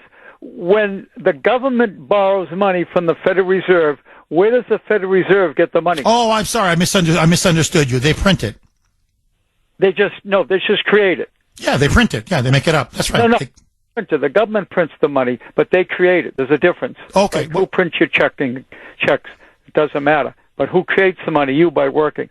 So what happens is that's actually illegal. If you look in the Constitution, which I don't believe any senator knows, that it says only Congress, the government, can create money. And that's the way it's supposed to work. The government is supposed to create their own money. And if they create too much, they create inflation. But they don't have to have any debt. So all that can go away by getting rid of the Federal Reserve, which is the reason why they killed Kennedy, because that would have taken the power from the whole world. They control the whole world to the money system. You've got to go on the computer and look at the money masters, have all your people do it, by Bill Still. That'll explain the whole financial system. I agree. No, I agree. And in fact, John, not only I would add this caveat to what you're saying. Just read Ron Paul. Read not Rand Paul, the son, who I think is a very good. By the way, Rand Paul says it's a horrible deal. I'm going to read Rand Paul's tweet later. He has come out against this deal. Rand Paul says this is a fake deal by fake conservatives. That's how he described McCarthy and everybody crowing about this deal. Rand Paul says we're raising $4 trillion in debt and we're getting nothing in return, or practically nothing. And he says we're on the road now to national insolvency. But his father, Ron Paul, I think nailed it. The Federal Reserve is in many ways, the primary source of evil in the United States. I think there's no getting around that. All of this deficit financing, these deficits, this debt, this massive inflation, it all goes right back to the Federal Reserve. It's a monster. It's an absolute monster. And again, it's a Tuesday, Memorial Day, or whatever, after Memorial Day. I'm not trying to depress people, but you need to know this. You're going to add another $4 trillion to the debt. They're going to print the money. They're going to borrow. It's borrow and print. Borrow and print. Well, they're going to have to print another $4 trillion. You know what that's going to do to the money supply? It's going to lead to massive more inflation, which means every dollar you take home is worth less and less and less. It buys less and less and less. So you're impoverishing your own citizens, especially middle working class Americans. So to me, you want to end this nightmare. One of the key ways to do it, abolish the Federal Reserve. In fact, if you want to be a little more moderate about it, I'm with Ron Paul. Audit the Federal Reserve first. Why audit, Jeff? Because if you audited the Federal Reserve, you would see how out of control and corrupt and evil it is. An audit would expose everything. The American people would be like, OMG. Oh my gosh, are you kidding me? And then they'd say, get rid of this. Like yesterday, get rid of it. So you're right. All of this, the traces, the root of this evil is the Federal Reserve. No question, John. No question, John. No question. But look, you're playing three-dimensional chess. I'm just trying to get McCarthy and the Republicans to play checkers. That's all I'm doing. Very simple. You promised to defund the IRS. The 87,000 new IRS agents. You vowed. So take out the $80 billion for the IRS. Don't hire one single new IRS agent, and Jeff Kuhner would be a happy man. You're just moving one little checker piece for me. And John, they can't even do that. I mean, John, I don't know what else to tell you, man. I mean, this is how bad and corrupt and incompetent and stupid these people are. From Ohio, Kucinich, he's a Croatian. Yeah, he's a Croatian American. He's going to be helping to run RFK Jr.'s campaign. You know what he said? He said to Ron Paul, we don't want a balance sheet from the Federal Reserve. Just get rid of it. You know what they did to him? They gerrymandered this district and he got voted out. I know. No, I know. He's an RFK Jr. type Democrat. He's one of those that's a bit, he's a bit of a straight shooter. And they took care of him in Ohio. No question about it. John, thank you very much for that call. Anyway, so Dennis Kucinich now, Croatian American from Cleveland, actually. There's a lot of Croatian Americans in Cleveland, by the way, but let that go. He's the campaign manager for RFK Jr. He doesn't want the Federal Reserve. He thinks it's an absolute disaster, and he's right. 617-266-6868.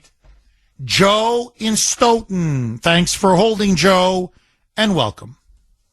Thank you, sir. I respectfully disagree with your commentary just a few minutes ago. Okay. And I'll tell you why. Yeah, go ahead. Because a successful business or a successful home or successful anything financially lives under their means, not at their means, under. You always try to save for the rainy day. You always try.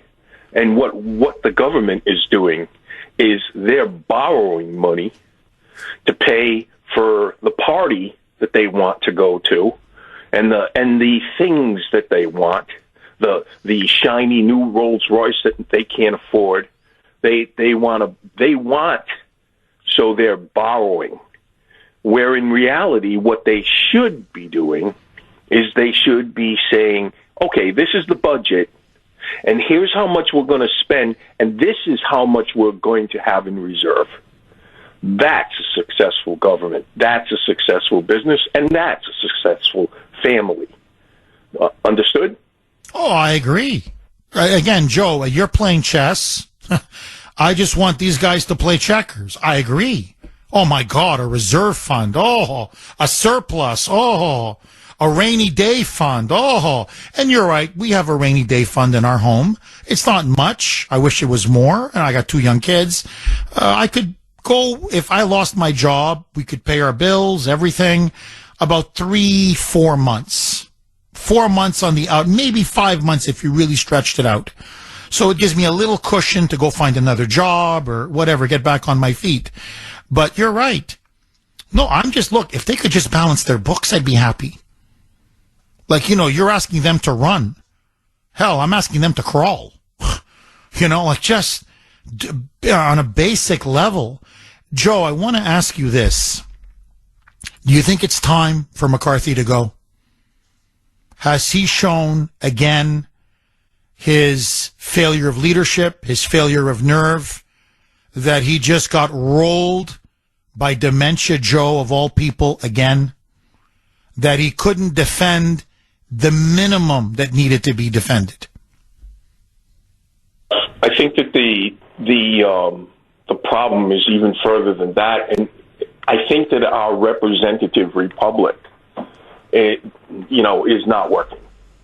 We have people in there who've been in there for 50 years, and they are living the life. They go in poor, they come out wealthy. They don't know what we're going through. They have no concept. And then, so unfortunately, I think that our system of government, though planned as an excellent system of government, is not functioning correctly any longer. That's what I think. I mean, I hate to say that. I hate to say that. It's almost anti-American what I just said, and I apologize to anybody who can't stand what I just said, because I can't stand it either. But you have the Pelosi's and you have the McCarthy's and you have people who get in because their last name is Smith and everybody likes the name Smith, and they get in and they just do crazy stuff that they would never do at their own homes. Oh, I agree. No, it's the swamp. It's the ruling class. It's the Washington cartel. It's the vile establishment, whatever you want to call it. It's the uniparty. That's what this is. But it's corruption.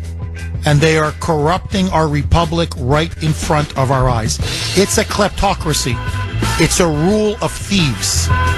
By 820 on the great WRKO, Jeff Kuhner, Boston's Bulldozer, 617-266-6868 is the number. Okay, coming up at 9 o'clock, you don't want to miss it, Judge Jeanine Pirro. Yes, the judge from Fox News will be on for an exclusive newsmaker interview. We're going to have her on the Kuhner Report to discuss her latest book. You don't want to miss it. It's in about 40 minutes. But first, the debt ceiling deal. Good deal or bad deal? Margaret in Maine. Thanks for holding, Margaret, and welcome. Hi, thank you for choosing me. My opinion is I believe for McCarthy to become House Speaker, they made a deal with him that if we don't like what you're doing, it only takes 5 or 6 votes from other House members, and you're out. I say let's send a message to him and to anyone in the future. You're out. You stabbed us in the back. You won't impeach. You're useless. You are not one of us. So let's send a message. We're done. You let this go through, you're done. Margaret, do you think there's an appetite among voters, among the base, among even many Republicans in Congress to, overthrow McCarthy? Because you're right. He did empower them. They could have a leadership vote. And if he doesn't get 218, he's gone. And then the question is, who would be his successor? Who would be his replacement? Do you think there's an appetite to do that? And who could be the consensus candidate that could get to 218? I think Jim Jordan, but I think there is an appetite. I think this is like the straw that's going to break the camel's back. I know I'm furious.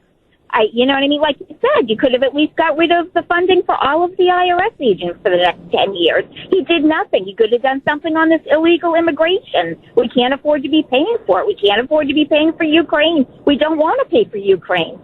So, he did nothing. So if he's going to do nothing and just be one of them, get rid of him if we're not going to get rid of him now. No, I so agree. No, Margaret, I agree. I just like to play devil's advocate because I think it pushes callers to really bring out the best in them. But I think you nailed it. No, and I think one of the most outrageous things of all, and I'm not trying to pour gasoline on the fire, but we just have to call it the way we see it. They've now admitted that it's going to go up at least $4 trillion, minimum $4 trillion, minimum, over the next year and a half. So the next time we have to lift the debt ceiling in January 2025, it's going to be at least $36 trillion. Most of that money, it's not going to build better roads, better schools, better hospitals, securing the border, rebuilding our military. I could run down a whole list of things that needs to be done. Most of it is going to go to Ukraine and into Zelensky and his cronies' pockets, or it's going to go to pay for illegals to just continue to stay in our country and, like parasites, live off of us. That's where most of the $4 trillion is going to go. And, Margaret, let me throw this log on the fire. You can look it up. In 1960, since somebody mentioned John F. Kennedy earlier, look at what the national debt was in 1960. Just take a look at it. Okay? It was peanuts compared to today. Peanuts. 60-some years later, it's now at $32 trillion. Trillion. And it's going to be at $36 trillion in just a year and a half. For the last 60 plus years, what did we get for $32 trillion? Really, think about it. We're the most indebted nation in the history of the world. $32 trillion. For $32 trillion, seriously, are the roads paved in gold? Do we have the most modern, sophisticated airports, bridges, infrastructure, the best hospitals, the best schools? I mean, I could go on. Everybody living in a mansion with multiple servants. I mean, that's what 32 trillion should get you when you think of the massive amounts of money. No. The roads are worse now than in 1960. The schools are worse now than in 1960. The airports, the bridges, the infrastructure, the border, the inner cities. I could go on and on and on. It's all worse now than in 1960. Now, we did win the Cold War. That's true, and that's very big. But we won the Cold War 30 years ago. So what do we have to show for it for the last 30 years? So, Margaret, if you look at all of this debt, what do we have to show for it? Endless wars, massive giveaways, boondoggle after boondoggle, wasteful spending after wasteful spending. Margaret, I'm telling you, our founding fathers are rolling in their graves. I mean, Margaret, am I wrong? Did we lose Margaret? Hello? Yeah, I think we lost. Anyway, I mean, you tell me. Really, for $32 trillion bucks, like, really, do you think we got our money's worth? Like, okay, I mean, we've spent ourselves into oblivion, but look at what we have to show for it. I don't think we have much. 8:30 on the great WRKO. Jeff Kuhner, Boston's Bulldozer. 617-266-6868 is the number. Okay, it's the Kuhner Country poll question of the day, sponsored by Kelly Financial Services. McCarthy, did he deliver or did he betray his promises in the debt ceiling negotiations?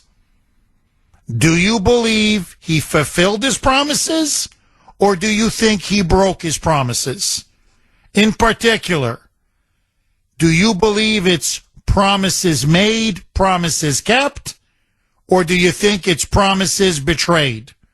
You know where I stand. I'm a B on this. Promises betrayed, but I want to hear from you. Did he keep or betray his promises in the debt ceiling deal that was negotiated over the weekend? You can vote on our webpage, wrko.com/Kuhner, wrko.com/Kuhner, Kuhner. If you prefer, you can vote via Twitter. Our handle there, at the Kuhner Report, Kuhner. And let's throw this log on the fire. Since Marianne in Maine broached it, let's go for it. Are you so disgusted by McCarthy's performance and his betrayal, his weakness? Is it time for him to go? Do you want to see a new House Speaker? Should they demand a speakership vote of non-confidence? Is it time for a new leader in leading the Republican House? I say yes, get rid of this guy. He folded like a cheap suit, but that's me. What do you say? 617-266-6868. Lines are loaded. Arthur in Stoneham. Thanks for holding, Arthur, and welcome. Jeff, thanks for taking my call. My pleasure. I've been listening to you since you came to Boston, Jeff, and you do have, I'll tell you one thing, you have the best, smartest audience around, seriously. I'm an old buck, I'm in my mid-70s now, and I hope you had a blessed solemn weekend this weekend. I lost a dear friend, broke my heart, my wife's heart, just this past Saturday. But I want to talk about how disgusted I am with these Republicans. I mean, I don't know if people know it. You have a smart audience, they probably do, but I want to remind them. I get the Epic Times, and it's a wonderful, wonderful newspaper. And they had an article in there back in December, I believe, or in January, talking about the new Republican Congress. The first thing they did was have a conference prior to even being seated in the Congress in January. And they voted to keep earmarks, which I call pork. They call it earmarks. They voted to keep earmarks in their budgets that they were going to propose. That tipped me off right away, Jeff. They aren't serious about reducing this deficit. It is a uniparty now, with the exception of a few people. And I laughed when you talked about getting text. I get half a dozen a day at least from asking for money, and I keep answering back when I see articles of impeachment against the Attorney General, against Ray, and especially against Biden. Maybe, just maybe, I'll send some money, but until I see that, don't even bother texting me. I was so disappointed with having Jim Jordan on. And, the answers he was giving. We don't need more reports. We need action. Thanks, Jeff. I'll turn it over to you now. Arthur, look, let me just read to you. This is Rand Paul, speaking of tweets and social media, as you were talking about. And listen to what Rand Paul said. He said that the conservatives and patriots, the American people, have been sold out once again. Here's what he said. Literally, boom. Fake conservatives agreed to fake spending cuts. The deal will increase mandatory spending 5%, increase military spending 3%, and maintain current non-military discretionary spending at post-COVID levels. No real cuts to see here. Conservatives have been sold out once again. Yes. If anything, he's putting it too mildly. We got screwed once again. And Arthur, you're right. We just want somebody who will fight for the bare minimum, man. We're not asking for the sky. So, Arthur, I want to ask you this. Is it time for McCarthy to go? Do you think it's time to get a real pit bull in there? I don't know, Lauren Boebert, Marjorie Taylor Greene, I don't know. There is some talent there. Is it time to have a real MAGA Speaker of the House? Do an honest answer. I think even if you change horses in midstream, these Republicans voted 80% in that, and they made the vote secret to leave earmarks in there. 80% of them, with the exception of the Freedom Caucus, I think, voted to keep earmarks in. Even if you change horses in midstream, I don't see anybody getting enough votes to get elected in there, because you're going to have these 80% of the Uniparty people voting in McCarthy. I'm just so disillusioned. I worry. My wife and I have 6 grandkids.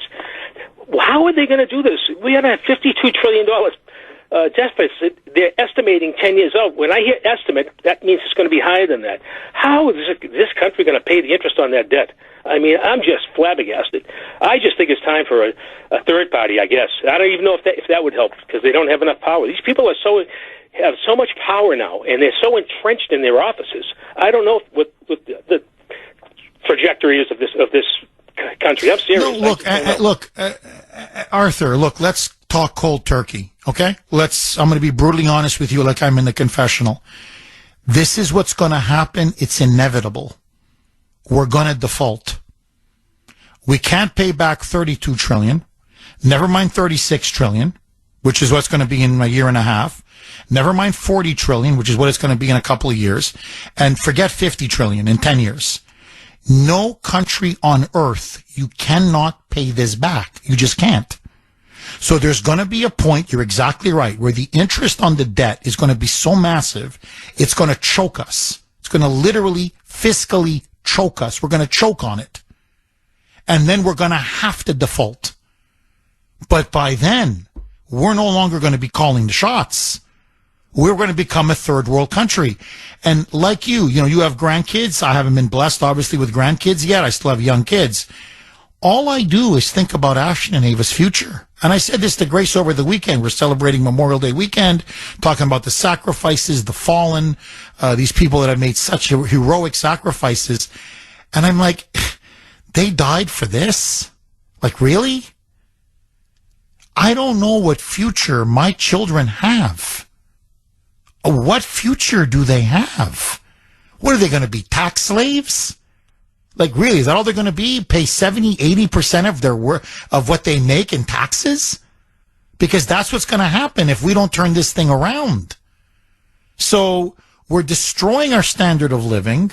We're destroying our future. We're bankrupting our republic. And again, I ask, for what? For what? For Ukraine? For illegals? To stay in 5-star hotels? For welfare deadbeats who sit around all day and collect $50,000 to $60,000 worth of benefits watching Jerry Springer and getting stoned? Like, really? So these politicians can get filthy rich in kickbacks and boondoggle after boondoggle after boondoggle? All of them. Forget multimillionaires. They're gazillionaires. I mean, enough is enough, man. So you're right. Look, I think we're going to default, number one. And number two, whether we like it or not, there's going to be a third party. The Republican Party, at the rate that it's going now, it's unsustainable. That's why Trump keeps warning them, you better change. If you don't change, the country is going to reject you, and they're going to go third party, a MAGA party, a populist party, an America First party, a Constitution party, call it whatever you want to call it. But as sure as the sun rises, we're defaulting, and there's going to be a third party. Because with these rhino losers and the Democrats, I guarantee you, Arthur, there is no future. None. Because they don't have a courageous or patriotic bone in any of them. I agree. Sadly. Arthur, on that note, thank you for that call, my friend. And I'm very sorry about the loss of your friend on Saturday. 617-266-6868 is the number. Jeff in the great state of Tennessee. Thanks for holding, Jeff. And welcome. Oh, good morning, sir. Very good morning to you. I've tried to call you for days and weeks. I'm a first-time caller. Welcome, I love Jeff. your show. Thank you. Welcome. And I love your audience. Your audience is the best that there is. I have a thought here that McCarthy betrayed us. Impeach him, for the questions. But I've heard in the past that Bolshevik Revolution, and you said last week that I believe that Putin in a speech said what was happening with the wokeism. If I pause a minute, I got to take a deep breath to calm down. The Putin's speech, he brought up how what was happening in the wokeism is what happened in the Bolshevik Revolution, in the 1920s. Yes. My thought is, I came across another article. I've read that there was an Operation Trust. There were a group of generals who were trying to overthrow it, and they were trust the plan, and it never happened. And then I read recently that the same thing, what happened in, I think, Rhodesia, Africa, in the 1978 or something, the same thing happened. The largest army that was in Africa, and the generals were waiting for it. Jeff, can you do me a favor? Jeff, I'm up against a hard break. I'm going to come back to you. Please hang on. You're making a very important point. We're going to go back to Jeff in Tennessee and more of your calls next. 8:49 on the great WRKO. Jeff Kuhner, Boston's Bulldozer. 617-266-6868 is the number. Okay, the debt deal, we're going to see whether they can get it through Congress, but they have come up with a deal. Both Biden and McCarthy are now starting to strong-arm members of their respective parties to sign on and pass it. Biden says it's a good deal. McCarthy says it's a good deal. To me, right away, that should tell you everything you need to know. If the swamp says it's bipartisan, hold on, Middle America. They're coming to screw us. 617-266-6868. Okay, in just 11 minutes, Judge Janine Pirro will be on. You're going to want to hear this interview. She's out with a new book. And, of course, I will be asking her about the debt ceiling deal as well. So hang on. The judge, as they call her, is about 10 minutes away. Let's go right back to Jeff in Tennessee. Jeff, you were mentioning how Putin recently gave a speech, a very high-profile speech, saying that woke ideology in Europe and in the United States reminds him of Bolshevism in the Soviet Union. And please pick up where you left off, Jeff. Yes, sir. But what happened was, there was a group of generals that were trying to fight the Bolshevik Revolution, and it never happened. And then I read an article, I think Ed Griffin, that was reclaiming Rhodesia, and in 1978, which is very recent, the same thing happened where the largest army was trying to fight off, just the communism from moving in, and they never got that call, said for the generals to do it, and I'm wondering, you also mentioned that, we do have some good congressmen, but our congressmen their staff have been compromised. So there's no guarantee that when I call in and complain or voice my opinion against something, that it gets there. And we know that when Donald Trump, we know that he had the same thing. Some good men were trying to get to him to get good information, and he was being prevented. And I believe wholeheartedly that President Trump is an honest patriot. He wants the best thing. But I'm wondering if we're being duped, just like in history past. Trust the plan. Trust us. There's a group of military that's trying to fight for us and with us. But the way McCarthy and the way that our Congress is running, and this armed IRS agent, 87,000, that's a lot of people that's going to come after us. But are we being misled to the point to where it will be too late, that when it's time to go, before we can stand up and fight? Now, I realize you're a target. Your audience is a target. I'm a target for just calling in, because I know they watch our phones and listen to our phones and so forth. But I see the amount of the military men that are coming across the border, and 5 million in 2 years. That's a lot of people. Jeff, they're there to replace us. What Biden is letting in, these are our replacements. They're going to replace our military. They're going to replace our votes.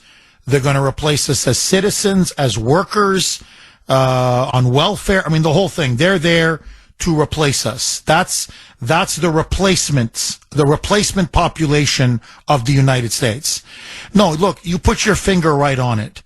Are we being misled? And the answer is yes. I think there's no question.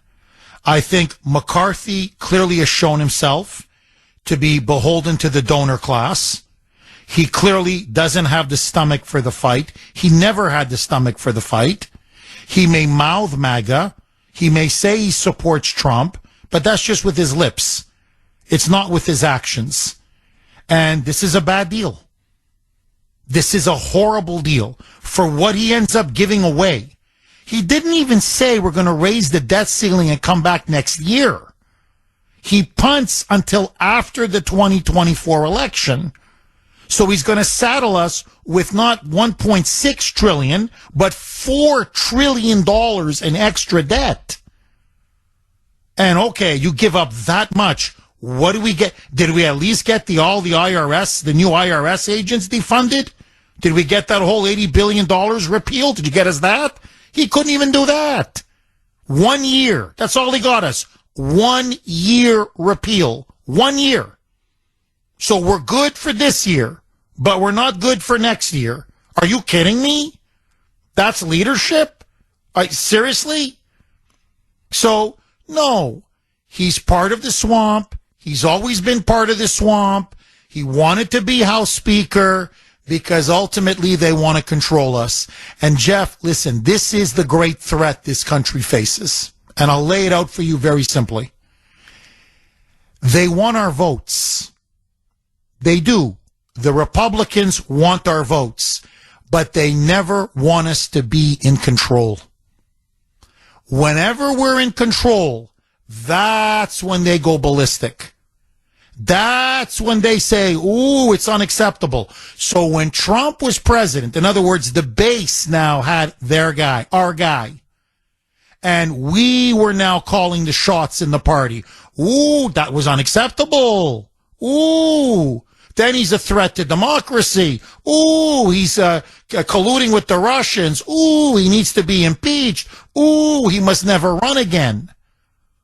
So they want our votes, but they will never allow us to have power in this country. And that's what you're seeing right now with Kevin McCarthy. He'll take our votes, but he doesn't have our back. So my attitude is, if you don't have our back, we shouldn't have your back. Bye-bye. Get a no confidence vote, and let's get someone who's willing to fight. Because, Jeff, there are members of Congress. I hear what you're saying about the staff, but there are members of Congress, Republicans, conservatives, America First patriots, who are saying this is a horrible deal. I'm voting against it.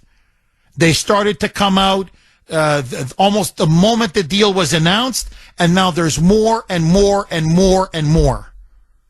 So let's get one of them and have them be the House Speaker. In other words, let's get a fighter.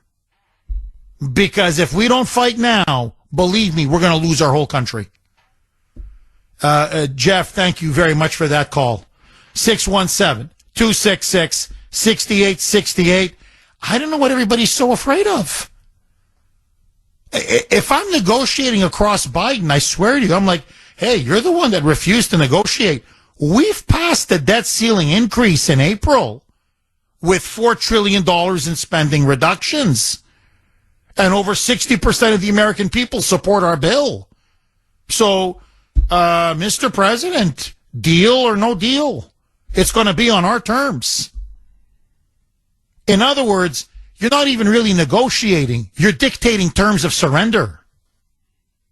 That's what he should have done.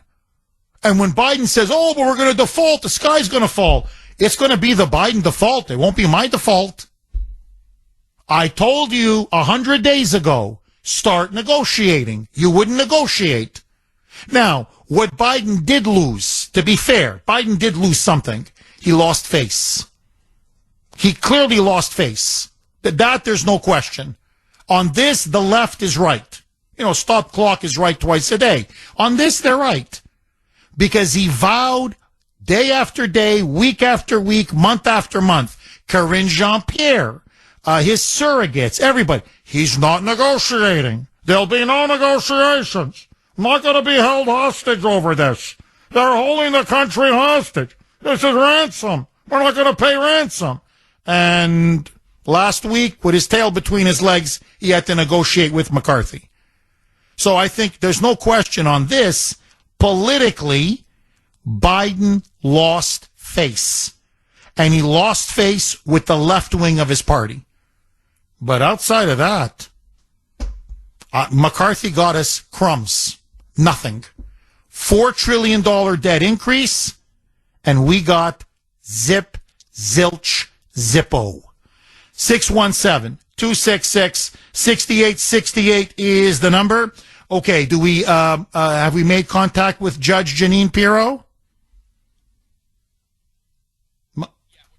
Okay, so joining me now, as we've been teasing all morning, is Fox News.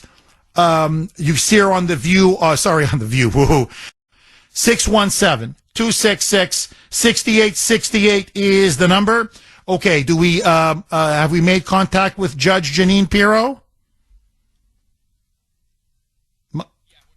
Okay, so joining me now, as we've been teasing all morning, is Fox News. You see her on The View. Sorry, on The View. Woo-hoo. You see her on The Five all the time. Fox News host, panelist, analyst, Judge Janine Pirro. She's got a new book out. It's called Crimes Against America, The Left's Takedown of Our Republic. True honor and pleasure. Judge Janine Pirro, how are you? I am terrific, thank you, and I'm delighted to be speaking with you. But, of course, we're going to talk about the book. And, you know, America is not as terrific as she could be right now, not due to, her own fundamental institutional standards, but due to the fact that there's a whole group of people looking to take her down. And that's why I wrote this book, Crimes Against America. I'm very frustrated, as I'm sure many Americans are, by how America is being run right now and all of the problems that we're seeing in our society. Well, I got to tell you, Judge, I read good chunks of the book, and it's a very well-written, incisive, powerful book. It's a damning indictment of the Biden administration, of the Democrats, and of liberal policies. But before I get to the book, and I promise I will get to it, because I think there are really two main themes, I've got to ask you, we've been talking about it all morning, the debt deal. McCarthy says it's a big win. Biden says it's a big win. What say you? Well, you know, I'll tell you, I'm not as on top of the debt deal as I am other things, but, you know, we took back some of the money from the IRS agents, and but not enough.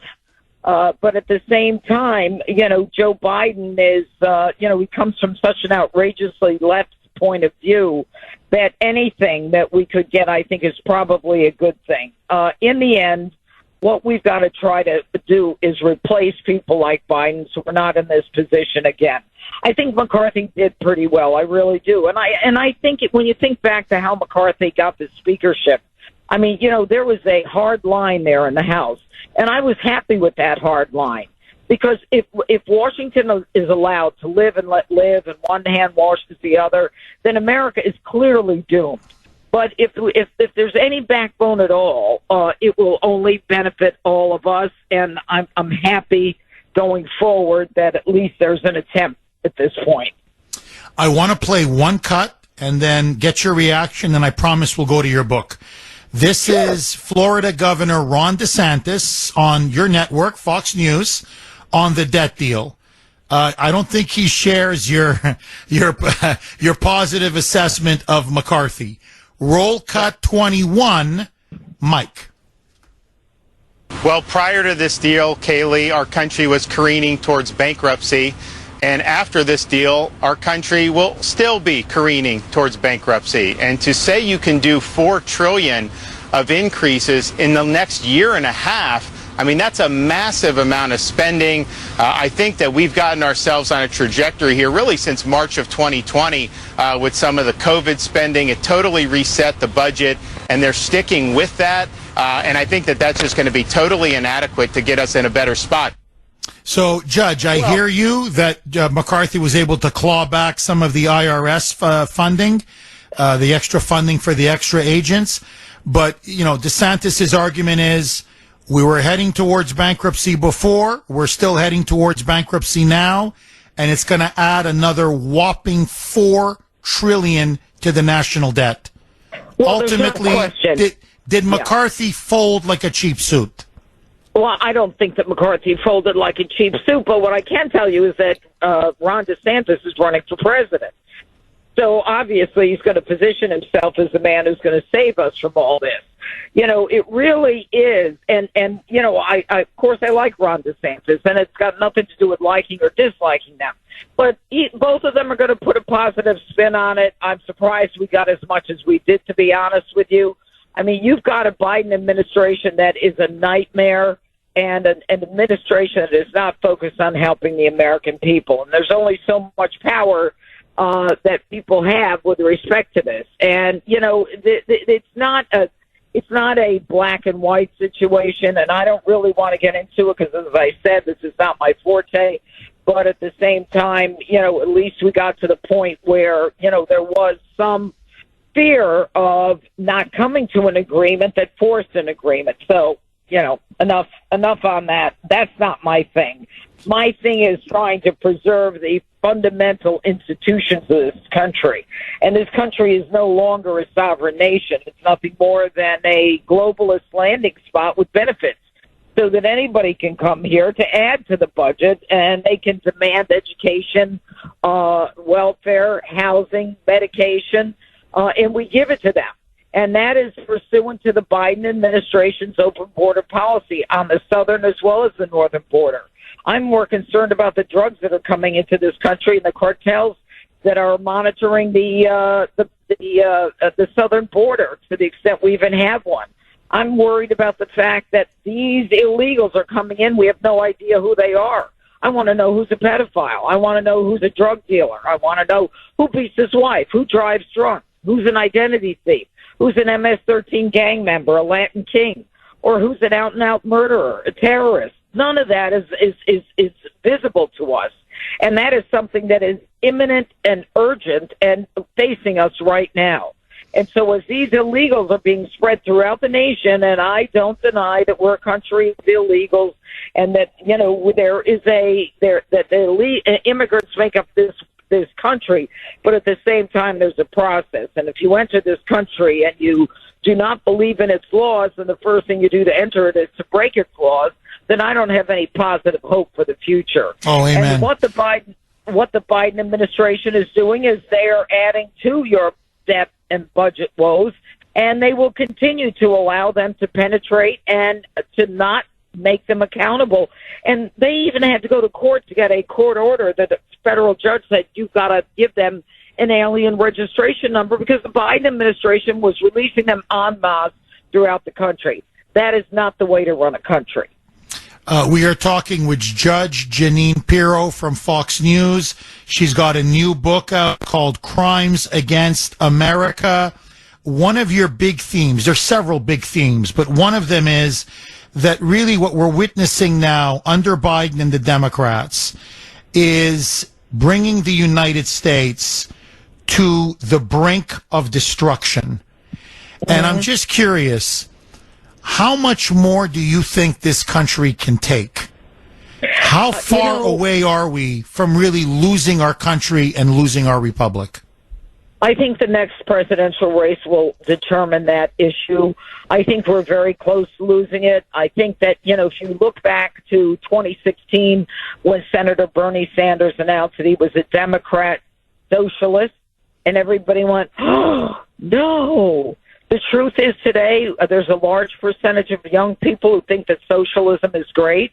We've got a loss of law and order. We've got chaos and anarchy. We've got social justice that no one can define, cashless bail, where we literally are intentionally allowing criminals to leave jail as soon as they're arrested and before the paperwork is done. And the sympathies are on the part of for the criminal and not the victim. And the more George Soros-funded prosecutors we have in America, the bigger the danger is. So this is part of a takedown of America.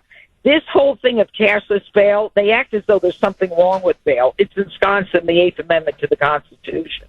And the truth is that that bail is an essential part of the criminal justice system, especially where you have illegals who are committing crimes. I mean, you want to know what the conditions of bail were? I mean, I was a judge, and I was a prosecutor and DA for 3 decades. And the truth is, bail is determined by your connection to the community. If you're an illegal from another country, I would venture a guess that you have no connection to the community. And it goes on from there. And in the 2024 election, if it isn't stopped in some way, then we go down. There is an anti-Catholic, anti-religious sentiment in this country. We saw it with Amy Coney Barrett with her questioning if she was a nominee for the Supreme Court. We saw it with the Dobbs decision, when the protesters were allowed to protest in violation of the federal statute that the Department of Justice would not allow an arrest on. We see it in the schools. We see the decline in the schools. We see scenarios where kids are being taught about if you're white, you're an oppressor, or, maybe you're not really the sex you think you are. But for COVID, the silver lining, at least, is that we found out what was being taught in our schools. We have a politicized Department of Justice, a politicized FBI. They are weaponized. They were weaponized under Obama first when the IRS did it against conservatives with Lois Lerner, and it's a continuation of that Trojan horse that Joe Biden came in. He said he was a moderate. He came in as a moderate. Joe Biden is part of an organized criminal enterprise.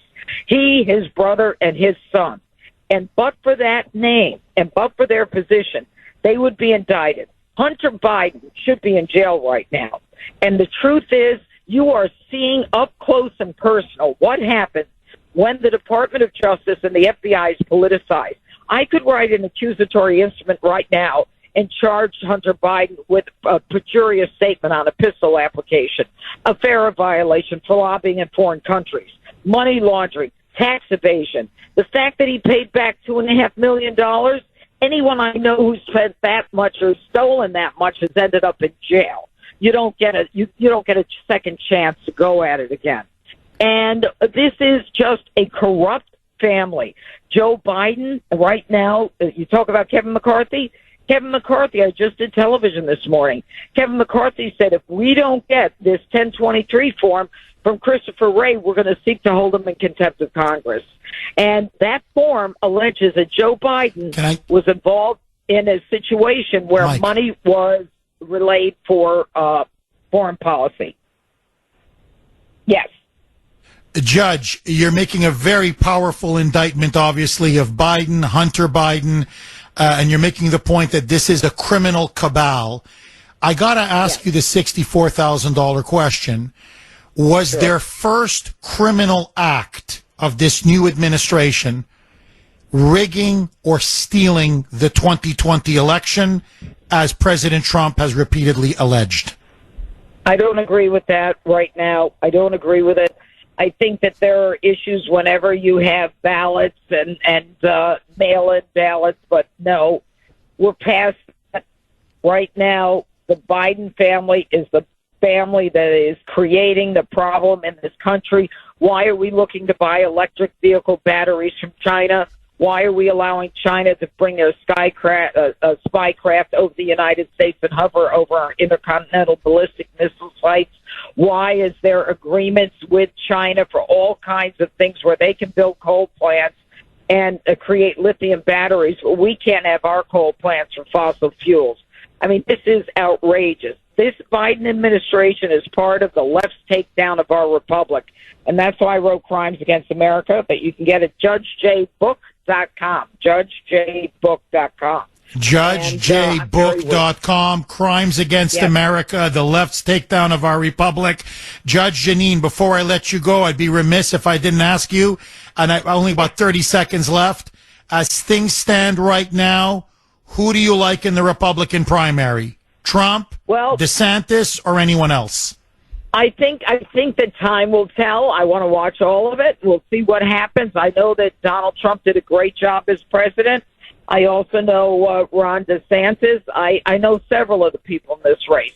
We've got a long time before that decision is made, and my position is very clear. I thought that Trump was a great president. I thought he did great things for this country. Right now, we'll see what happens in the future. But if you want to know what's happening now, get Crimes Against America.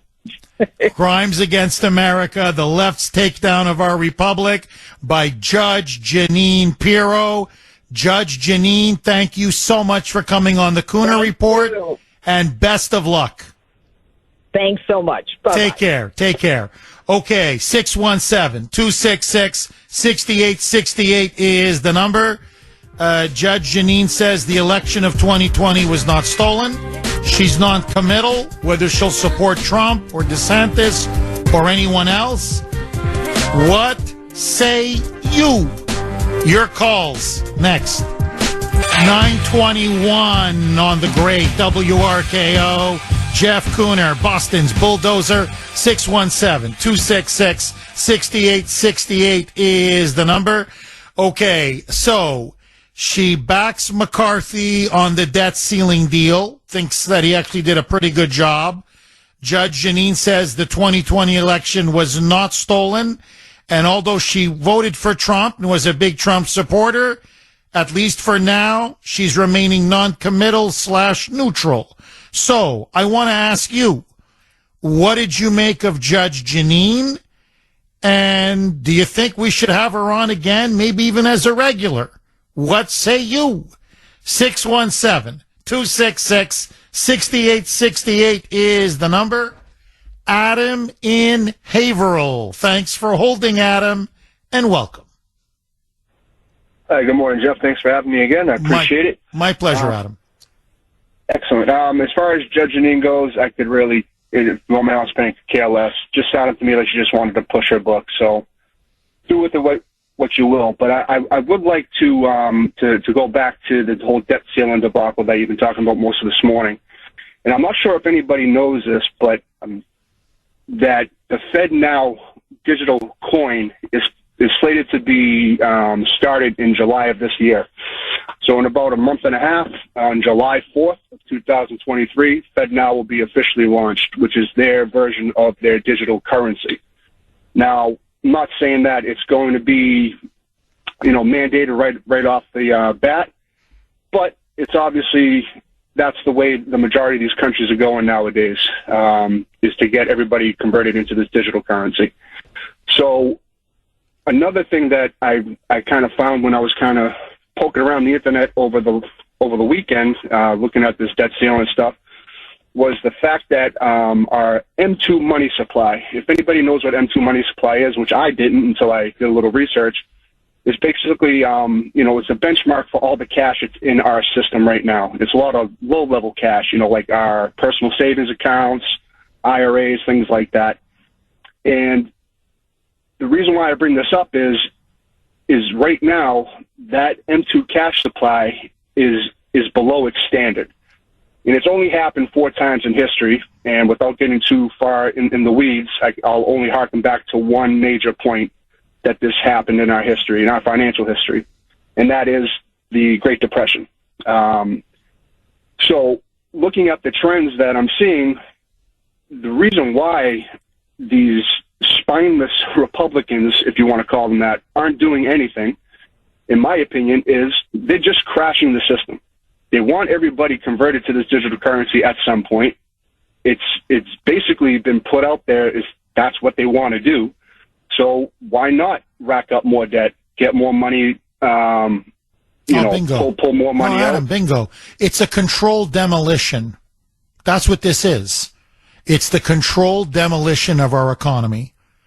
It's debt, pile on debt, and eventually it'll break our economic back.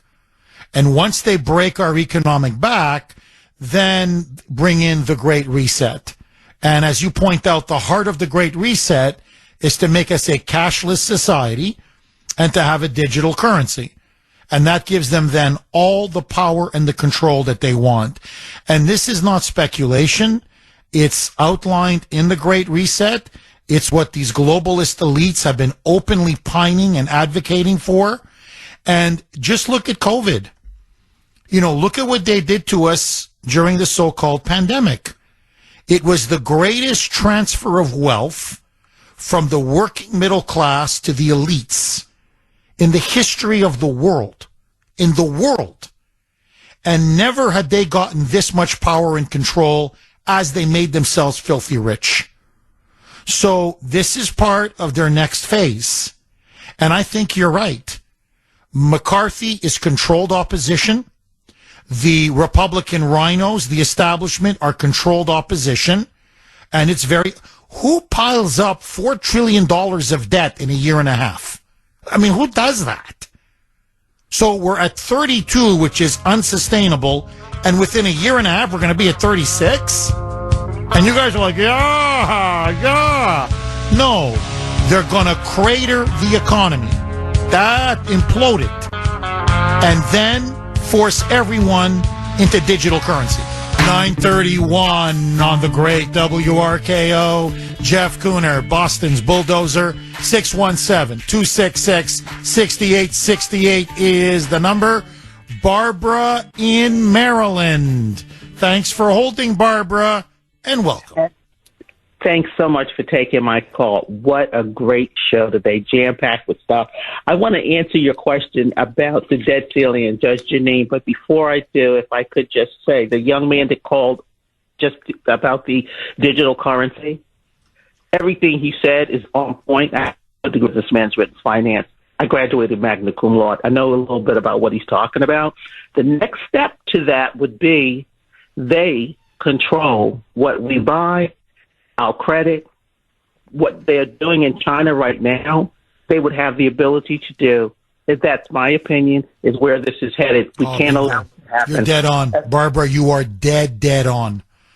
They want the Chinese social credit system, and the way to do it is a digital currency. You nailed it. Absolutely nailed it. The way they control, that's what the Obamacare, it's all the same, it's all along the lines of government takeover of our lives, period, end of story.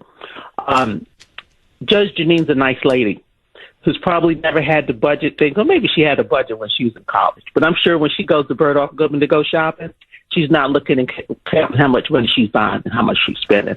And I'm very proud of her for saying she's not up on that, because Kevin McCarthy threw away an opportunity to show that he had some cojones and stand up for this country. He had an opportunity to walk away instead of being in there like some little wimp and letting Joe Biden get away with what he got away with. He should have been able to walk away from that. No way he should have come out of that saying we're going to add $3 trillion. Everybody who's even thought about getting rid of him right now, I'm really angry about it. I expected so much of him simply because they put him on the line. You know, they told him I guess I'm just so disappointed that he's such a rhino, that he's just another John Boehner and Paul Ryan. You know, I remember these people, and they're just sickening, and he's just getting right there with them. As far as that debt ceiling, if we accept this, I think it shows that we have no control of what's going to happen in the future. We cannot have that kind of debt. And right now, the Republicans, I think, should just vote him out, because a lot of them are saying they're not voting for it. Well, you know, Barbara, what I find incredible, and you're completely right. Everything you said, you're not 100, you're 1,000% correct, is he went on a conference call after the deal was made, and he showed this to reporters. He wanted reporters to hear this. It was all staged. And about 95% of the Republican members, at least at the time, before they start to hear from their constituents, were going, bravo, Kevin. Oh, congratulations. You know, from Michigan, congratulations. From Idaho, whatever. From Texas, you did it, Kevin. You're our leader. And they're clapping and hollering. And so he claims that he's got 95% of the Republican conference behind him. I don't think so. Because within 24 hours, Hakeem Jeffries is running around telling everybody McCarthy can only get about 150 votes, Republican votes. So that means there's going to be at least 70 Republican defections. 70. So he goes, the Democrats, we're going to have to give him the extra 68 to get him to 218. So there's a lot of disaffection in the base among ordinary people, among ordinary voters, even among rank-and-file Republicans. Look, I mean, it's a bad deal. It's so obviously a bad deal. And Barbara, what I want to ask you is this.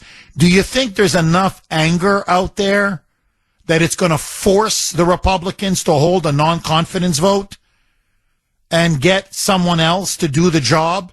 Because you're right. McCarthy, spineless. He does not have a courageous bone in his body. So he's not leadership material. This is the guy you send out to sign the terms of surrender. This is not the guy you send in to negotiate. Barbara, do you think his days as House Speaker are numbered, or do you think the swamp will keep him there?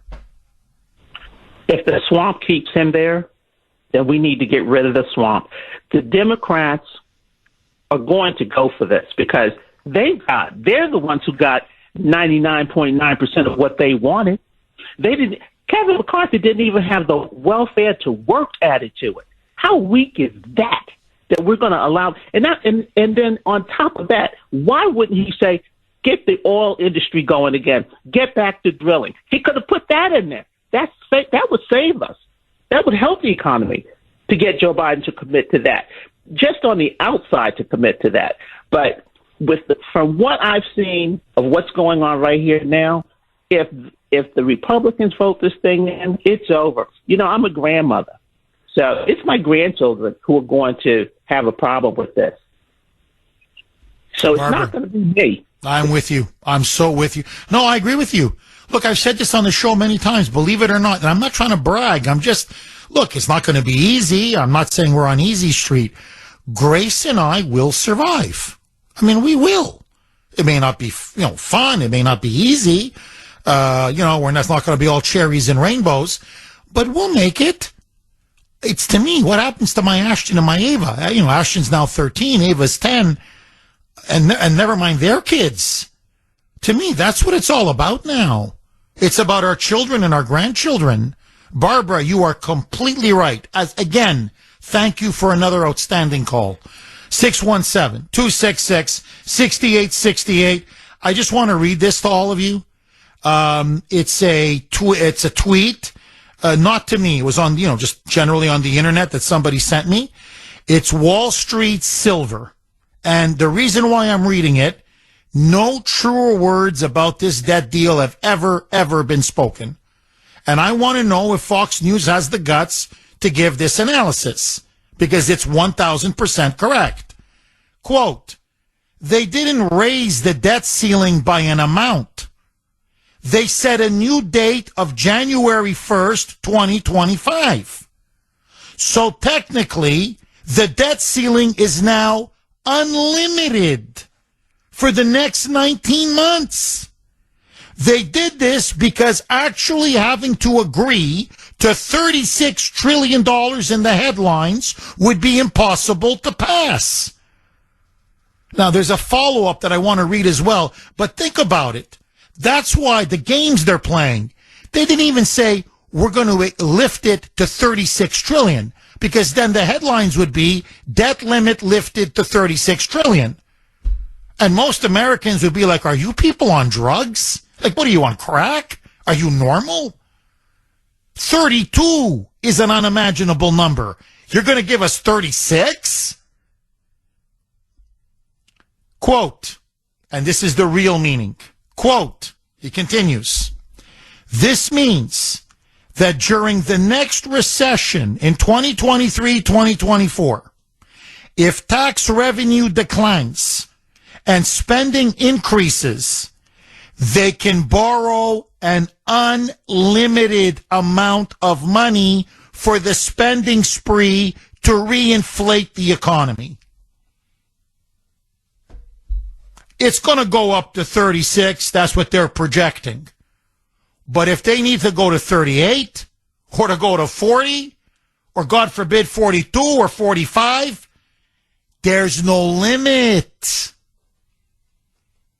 And McCarthy is running around taking a victory lap? Are you kidding me? And Fox News, I guess, is so under the control now of Rupert Murdoch and his loser sons. It's a good deal. This is a good deal. McCarthy delivered. It's a good deal. Now you know why Tucker Carlson is gone. Because no honest person can survive in that organization anymore. 617-266-6868. Toe the line, toe the line, toe the line. Louis in Texas. Thanks for holding, Louis, and welcome. And good morning to you. You're doing a great job. Thank you, Louis. You know, I've been listening to this conversation from. I like George Jennings. She's a great lady, and I wish her good luck on her book. But I disagree with her as far as that the election wasn't stolen. I mean, and this is the first time I'm calling, Boston, because I grew up there, and I left there about in '79, because I knew the direction that Boston was heading and the direction the American is heading. United States, if you notice that the Chinese are buying land, they're still going to allow them to buy land, farming near our military bases. Our borders are wide open. They're coming to the southern border, Chinese, and we don't know if they are military, but they dressed up, in civilian clothes, so we don't know. So what I'm saying, United States is collateral. That's why they allow them to buy farm. If you really investigate this imposter that we got in the White House, he did not win the election, because even if he would have crap on his pamper, he wouldn't even draw the fly. That's a fact. And you saw the circle. He could even fill down more than 100 people in every time any event. No, Louis. No, he stole that election. There's no. If he pooped his pamper, if he pooped his pants, he couldn't even draw flies. 9:48 on the great WRKO. Jeff Kuhner, Boston's Bulldozer. 617-266-6868 is the number. Bill in Stoneham. Thanks for holding, Bill, and welcome. Good morning, Jeff. Bill. I hope you had a nice holiday weekend. I did. It was a wonderful Memorial Day weekend. Thank you, Bill. You've touched on all the things I wanted to talk to you about, but I want to add a little bit more to it. You're very right in I think we should remove McCarthy out of his position. He's can't do any more than he's done, I think, and we need to put someone in there that's stronger, because we're at the point where we're trying to change this Congress and have it, meet the needs of the American people. And I don't think he's going to cut it, to be honest with you. And, I think the deep, I still think the old regime is still in power. And we need to get control of this, of Congress and move on. Otherwise, we're not going to be able to change the way this country's going. Bill, I completely agree with you, but let me just play devil's advocate.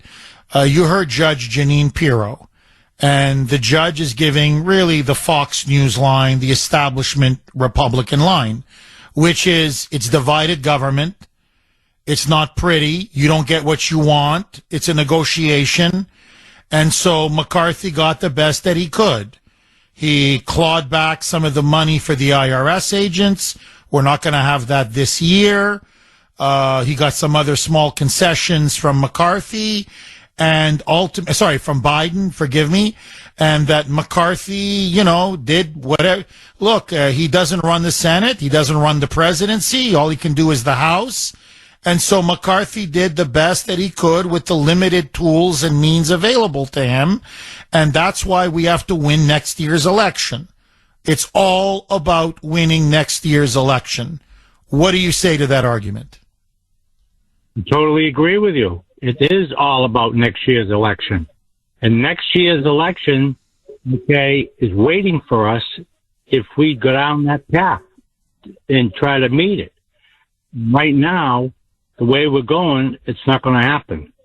All right? It's going to be a very, very hard fight for Donald Trump and maybe even DeSantis, too.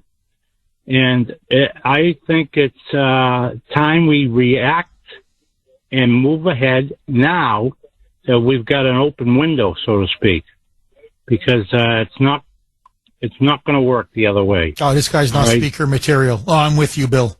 This guy, I don't think he's backbencher material. Never mind, forget speaker material. Bill, thank you very much for that call. Look, I get it. You can't force everything. I understand. Okay, everything has limits. But really, look, I'm running the negotiations. This is easy. You didn't negotiate for 100 days. You said you don't want to negotiate with us.